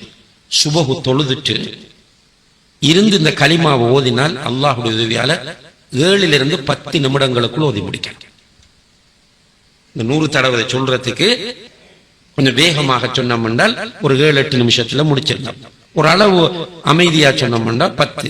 இன்னும் ரிலாக்ஸா சொல்ல விரும்பினா அதோட கூட டைம் எடுக்கு. ஒரு 10 நிமிடம் டெய்லி நம்ம இதை சொல்லி வரும்போது நம்முடைய சக்கராத்து நிலையிலும் அது வரும். அப்போ அது கேட்டிங்களா, அந்த அந்த அவர் வாய்ச்ச அந்த ஹதீஸில் வந்து கடைசி நேரத்தில் வந்து அந்த களிமா வாயில் வரும்ட வருது. லா இலாஹ இல்லல்லாஹ் வஹ்தஹு லா ஷரீக லஹ் சொல்லிக்கிட்டு வந்தால் 10 நன்மை எழுதப்படும், 10 தீமை அளிக்கப்படும் அப்படின்னு அதனுடைய சிறப்பு தான் வருதே தவிர, இதை ஓதுனால் மூத்த நேரத்தில் அது லா இலாஹ இல்லல்லாஹ் வரும்னு எங்கே இருக்குது? ஹதீஸை சொல்கிறவங்க இருக்கிறதானே சொல்லணும். அதில் ஒரு விஷயத்துக்கு சிறப்பு சொல்லப்பட்டுச்சுன்னா அந்த சிறப்பை சொல்லுங்கள். சொல்லாத ஒன்று சிறப்பை சொல்லாதீங்க. அதில் என்ன சொல்லப்படலையோ அதை இணைச்சு சொல்கிறது வந்து இட்டுக்கட்டுற கூட்டத்தில் வந்துடும். இதை ஓதிக்கிட்ட வர்றதுனால எல்லாம் லா இலாஹ இல்லல்லாஹ்ங்கிறது கடைசி நேரத்தில் வாயில் வருங்கிறதுக்கு எந்த கேரண்டியும் கிடையாது. இதை ஓதிக்கிட்டு வந்த எத்தனை சகாபாக்கள் வந்து பத்ர் உஹதில் கொல்லப்பட்டிருப்பாங்களா? அவங்களாம் களிமா வந்துச்சு அப்படி பார்த்தா. அப்போ இதை யார் ஒருத்தர் இதை 100 தடவை டெய்லி சொல்லிட்டு வர்றாரோ அவருக்கு இன்னென்ன நன்மை இருக்குன்னு ரசூலுல்லாஹ் சொன்னதை கொண்டாந்து போட்டு, அதனால் நீங்கள் தினசரி 100 தடவை ஓதிக்கொண்டு வந்தால் உங்கள் மௌத்து நேரத்தில் களிமா வாயில் வருங்கிற அதான் எக்ஸ்ட்ரா ஃபிட்டிங். அது வரையும் கரெக்டாக சொல்லிட்டு வர்றாரு. கடைசி நேரத்தில் களிமா வாயில் வருங்கிறது வந்து அவருடைய கற்பனை. அது ஹதீஸில் உள்ளது கிடையாது. எதை செஞ்சாலும் களிமா வரும்னு கேரண்டி கிடையாது. கடைசியில் வாயில் களிமா வருவதற்கு இதை செய்யுங்கள் அப்படிங்கிற எந்த ஒரு வழிகாட்டுதலும் ஹதீஸில் கிடையாது. ரசூலுல்லாஹ் சொன்னது கிடையாது. அவர் வந்து சரியான ஹதீஸை சொல்லி தவறான வாதத்தை வைக்கிறார். அதில் உள்ள விஷயம். அதாவது முகமது அஸ்லம் திண்டுக்கல் அவர் என்ன கேட்குறாருன்னு கேட்டால், மற்ற ஆலிம்கள் தங்கள் பெயர்களுக்கு பின்னால் பாக்கவி மண்பை போன்ற மதரசாவில் வாங்கிய பட்டங்களை போட்டுக்கொள்கிறார்கள். நீங்கள் ஏன் போடுவது இல்லை? அப்படி போடுவது மார்க்கத்துக்கு முரணானதா அப்படின்றத கேட்குறாங்க. பொதுவாக அந்த மதரசாவில் படித்த அறிஞர்கள் என்ன செய்வாங்கன்னு கேட்டால், எந்த மதரசாவில் இப்போ வேலூரில் படித்தாங்கன்னு வைங்க, அந்த மதரசாவுக்கு பேர் பாக்கியாத்தில் படித்ததுனால பாக்கியாத்தில் படித்தவர் அப்படின்ற பாக்கவின்னா பாக்கியாத்தில் படித்தவர்னு வச்சுக்கிடுவாங்க. அதே மாதிரி வந்து லால்பேட்டையில் உள்ள மதரசாவுக்கு பேர் மம்பவுல் அன்வார்னு பேர், அவங்க படித்தவங்க மண்பைன்னு போட்டுக்குருவாங்க. அப்போ ஒவ்வொரு மதரசா பேர் இந்த ஆலிம்களுக்கு பேருக்கு பின்னாடி போடுறாங்களே, அதே மாதிரி ஒரு பட்டத்தை போட்டுக்கொள்வது எல்லாருடைய வழக்கமாகவும் இருக்கிறது. அப்போ நீங்களும் ஒரு மார்க்க மதரசாவில் படித்த ஒரு ஆள் தானே, நீங்கள் ஏன் போடுறது இல்லை எனக்கு கேட்குறாரு. நான் வந்து வெறும் பேர் மட்டும்தான் போடுவேன். பேருக்கு முன்னாடி மௌலவி மௌலானா அது போட மாட்டேன். பேருக்கு பின்னாடி எந்த ஒரு பட்டமும் போட மாட்டேன். எங்கள் வாப்பா வச்ச பேரை மட்டும்தான் நான் போடுவேன். அதை தாண்டி உள்ள எந்த ஒன்றையும் நான் போடுறது கிடையாது. நோட்டீஸில் சில ஆளுக்கு போடுறா இருந்தால் கூட மார்க் அறிஞர் அப்படின்லாம் போட்டுருவாங்க. என் கவனத்துக்கு வந்து அதெல்லாம் போடாதேம்மை. சில பேர் விளங்காமையும் போடுவாங்க. எனக்கு என் பேர் மட்டும் போதும். நான் வந்து எனக்கு உள்ளது அதுதான் யாரும் என்ன செய்ய முடியாது, பறிக்க முடியாது. பட்டம்லாம் நம்ம கொடுத்த பட்டத்தை பறிச்சிடணும்னு கூட சொல்லிடுவாங்க. அது பட்டம்ங்கிறது வந்து அது வந்து ஒரு எனக்கு உடன்பாடு கிடையாது, தப்புலாம் கிடையாது. நீங்கள் வந்து மார்க்க ரீதியான இபாதத்துகளில் தான் அந்த மாதிரிலாம் பெருமை அடிச்சுக்கொள்ளக்கூடாதுன்னு இருக்கிறது. நீங்கள் வேலூரில் படித்தேங்கிற சொல்லிட்டு போங்க, அதில் ஒன்றும் தப்பு கிடையாது. ஆனால் எனக்கு அது அந்த பெருமையாக அதை போட்டுக்கொள்வது வந்து எந்த காலத்துலையுமே நான் விரும்புகிறது கிடையாது. எந்த காலத்துலையுமே நம்ம பேருக்கு முன்னாடி வந்து அந்த காலத்தில் என்ன செய்வாங்கன்னா தளபதின்னு போடுவாங்க. ரொம்ப 20-40 வருஷத்துக்கு முன்னாடிலாம் அப்படிலாம் போடக்கூடாது அப்படின்னு சொல்லி அதை நெஞ்சம் நம்ம போர்வாள்லாம் போடுவாங்க. அதெல்லாம் வந்து அப்படியே கண்டினியூவாக விட்டுருந்தோம்னா நம்ம பேரில் அதுவும் சேர்ந்தே வந்திருக்கோம். அப்பப்போ நான் தடுத்துறது, அந்த மாதிரிலாம் பேரை மட்டும் போடு, பேர் தான் எனக்கு உரியது அப்படின்னு சொல்லி நான் பி ஜெயினுல்லா அபிதீனை தவிர அல்லது சுருக்கம், அதனுடைய சுருக்கம் இந்த இரண்டை தவிர வேறு எதையுமே நான் வந்து யூஸ் பண்ணுறது கிடையாது. என் பேருக்கு முன்னாடி பின்னாடி வேறு ஏதாவது போஸ்டர் நோட்டீஸில் யாராவது போட்டிருந்தார்கள்னு சொன்னால் அது என்னுடைய கவனத்துக்கு வராமல் அவங்களாக போட்டுக்கொண்ட விஷயங்களாக இருக்கும். நம்முடைய பேஜுகளில் போடுற ஆக்கங்களில் கூட இந்த அட்மினாக இருக்கிறவங்க என்ன செய்வாங்கன்னா மார்க் அறிஞர் பிஜைன்லாம் போட்டுருவாங்க. என் கவனத்துக்கு வரும்போது நான் கூட திருத்துவேன். என் பேரை சொன்னால் போதும், அவ்வளோதான். அதுக்கே மார்க் அறிஞருங்கிறலாம் அதெல்லாம் வந்து நானே சொல்லிக் கொள்வது கிடையாது. என்னுடைய பேஜில் வந்து வேறு ஒருத்தர் போட்டாலும் நான் போட்டால் தானே எடுத்துக்கிடுவாங்க. அப்படி சொல்லி இருந்து என்ன செய்கிறாங்க, சில அட்மினாக இருக்கக்கூடிய ஆட்கள் வந்து அப்படி ப்ரோக்ராம் பண்ணி வச்சுருப்பாங்க. அப்படி வர்ற மாதிரி மார்க் அறிஞர் பிஜைன்னு வர்றதெல்லாம் நான் எடுத்து விட்டு பேர் பிஜைன்லாம் வந்து திருத்தி விட்ருக்கேன் நிறைய இடங்களில். அது எனக்கு பிடிக்கிறது இல்லை, வேறு ஒன்றும் கிடையாது. மார்க்கத்திலலாம் தடை கிடையாது, தாராளமாக போட்டு போங்க. எனக்கு பிடிக்கல. ஒருத்தனுக்கு ஒரு விஷயம் பிடிக்குமா இல்லையா? எனக்கு இந்த மாதிரி பெயர்களில் அடைமொழி சேர்ப்பது, நம்மை நாம் பீத்தி கொள்கிற மாதிரி வருகிற எந்த விஷயமாக இருந்தாலும் நம்ம தேவையில்லை. நான் எல்லா மனித இயல்பாக சாதாரணமாக இருப்பதைத்தான் நான் இன்றைக்கு நான் விரும்பிக்கிட்டு இருக்கிறேன். அதில் வந்து நான் மற்றவங்கள போடுறவங்க நம்ம குற்றம் சொல்லலை. ஆனால் எதை குற்றம் சொல்லுவோன்னு கேட்டால், அந்த பேர் பார்க்கவே உளவின்னு போட்டுக்கிற, அது போட்டு தொலைஞ்சிட்டு போ. முன்னாடி மூலாநாடு நீ உனக்கு நீனே என்ன செய்கிறது, மூலானா மௌலவி அல்ஹாஜ்ன்ற அடைமொழி சேர்க்குறாங்கல்ல, அது பட்டம் கிடையாது. இவங்களா தன்னை புகழ்ந்துக்கிறது, அதுகளை தவிர்க்கணும். அது தேவையில்லாமல் உங்களை நீங்களே புகழ்ந்துக்கிறீங்க. பாக்கவிங்கிறது ஒரு பட்டம்ங்கிறீங்க, சரி போயிட்டு போங்க. அதுக்கு என்ன முன்னாடி வந்து மௌலானா மௌலவி அல்ஹாஜ்ன்னு அடைமொழியை போட்டுக்கிட்டு என்ன செய்வாங்க, அவரே கையெழுத்து மௌலானா மௌலவின்னு போடக்கூடிய ஆட்கள்லாம் இருக்கிறாங்க. இந்த மாதிரி அருவருப்பான விஷயங்களை நமக்கு நம்ம பேர் மட்டும் தாங்க நிலைக்கும், பாக்கி எதுவுமே நிலைக்காது. வழங்குதா? அதனால் வந்து அந்த பெயரோடு நிறுத்தி கொள்வது நல்லதுங்கிறது நமக்கு உங்களுக்கு வேறு ஒன்றும் கிடையாது. என் பெயர் அபு யாசிர் கடையநல்லூர். முஸ்னத் அகமது நூலில் வரும் இந்த ஹதீஸு சரியா அப்படின்னு கேட்குறாரு. எந்த ஹதீஸ் சொல்கிறாருன்னு கேட்டால், ஒரு அரபியும் போட்டிருக்கிறார், அரபியில் தான் ஹதீஸ் அனுப்பியிருக்கிறார். இன்னல் முஸ்லிமல் முசத்தித, ஒரு நேர்மையான ஒரு முஸ்லீம் இருக்கிறானே, இல்லை யுத்ரிக்கு தரஜத்தை சவ்வாமில் கவ்வாம் வியாயாத்தில்லா, அவன் அதிக நோன்பு வைப்பார்ல, அவருடைய அந்தஸ்தை அடைவான். அல் கவ்வாமி வியாயாத்தில்லா, அல்லாவுடைய வசனங்களை நிலைநாற்றமாக இருக்கிறான்ல, அவன் அந்தஸ்து அடைந்து விட முடியும். ஒரு முஸ்லீம் அடைந்து விட முடியும். எதை கொண்டு அடைய முடியும் என்றால், பி ஹுஸ்னி ஹுல்கிஹி, நற்குணத்தின் மூலம் அடையலாம். பெரிய பெரிய நோன்பாளிகளுக்கு உரிய அந்தஸ்தை வந்து நல்ல குணத்தோடு நீ இருந்தால் அடைஞ்சிட முடியும். அதே மாதிரி அல்லாவுடைய வசனங்களை அப்படி அச்சு அசலாக கடைப்பிடிக்கிறான்ல ஒருத்தன், அவனுக்குரிய அந்தஸ்தை வந்து நல்ல குணத்தின் மூலம், நல்ல குணம் இருந்தால் போதும், இதெல்லாம் செய்ய தேவையில்லைன்ற அர்த்தத்தில் நல்ல குணம் மட்டும் உங்களுக்கு இருக்கும் என்று சொன்னால், நோன்பாளிகள் எப்போ பார்த்தாலும் நோன்பு வைக்கிறான்ல, அவனுடைய அந்தஸ்து உங்களுக்கு கிடைச்சிரும். எப்போ பார்த்தாலும் அல்லாவுடைய வசனங்களை நிலைநாட்டுறான்ல, அவனுடைய அந்தஸ்து கிடைத்து விடும் என்ற கருத்தில் வந்து ஒரு ஹதீஸ் இருக்கிறது அகமதில். இது சரியான்னு கேட்குறாரு. அவர் சொல்லக்கூடிய இந்த ஹதீஸ் வந்து அகமதில் மட்டுமில்லை, தபுரானி மோஜமுல் கபீர்லையும் இருக்கிறது. தபுரானியுடைய அவுசத்துங்கிற நூல்லையும் இந்த ஹதீஸ் இருக்கிறது. இந்த ஹதீஸுடைய அறிவிப்பாளர்களில் இப்னு லஹியா என்கிற ஒரு அறிவிப்பாளர் இடம்பெறுகிறாரு. இவரை வந்து அனைவருமே இவர் இணைஞ்சிருக்காங்கன்னா பலவீனமானவர்னு சொல்லியிருக்கிறாங்க. ஆத்தனிக்கான செய்தி இல்லை. எந்த இப்னு உமர் அறிவித்ததாக அந்த ஹதீஸ் வருகிறது. இப்னு உமர் வழியாக அறிவிக்கிற ஆள் யாருன்னு கேட்டால் இப்னு லஹியா என்பவர் அறிவிக்கிறாரு. இவருடைய ஹதீஸ்களை அறிஞர்கள் ஏற்றுக்கொள்வது இல்லை. இவர் ஒரு பலவீனமான ஒரு ஆள். அதனால் இந்த ஹதீஸ் வந்து அகமதில் வர்றதும் சரியில்லை. இதே ஹதீஸு இதே அறிவிப்பாளர் வரிசையை கொண்டு இதே குறைபாடு உள்ளதாக தபுரானியுடைய கபீர்லையும் அவுசத்துலையும் அவருடைய 2 நூல்லையுமே வந்திருக்கிறது. அது சரியான ஹதீஸு கிடையாது. அதுக்கடுத்தது அப்துல் பாசித்து கடையநல்லூர் அவர் கேட்குறாரு, முஷ்ரிக்கீன்களை புறக்கணிப்பீராக என்ற வசனத்தை ஆதாரமாக காட்டி காபிர்களுடைய உணவை புறக்கணிக்க வேண்டும் என்று ஒரு ஆலிம் கூறுகிறார்.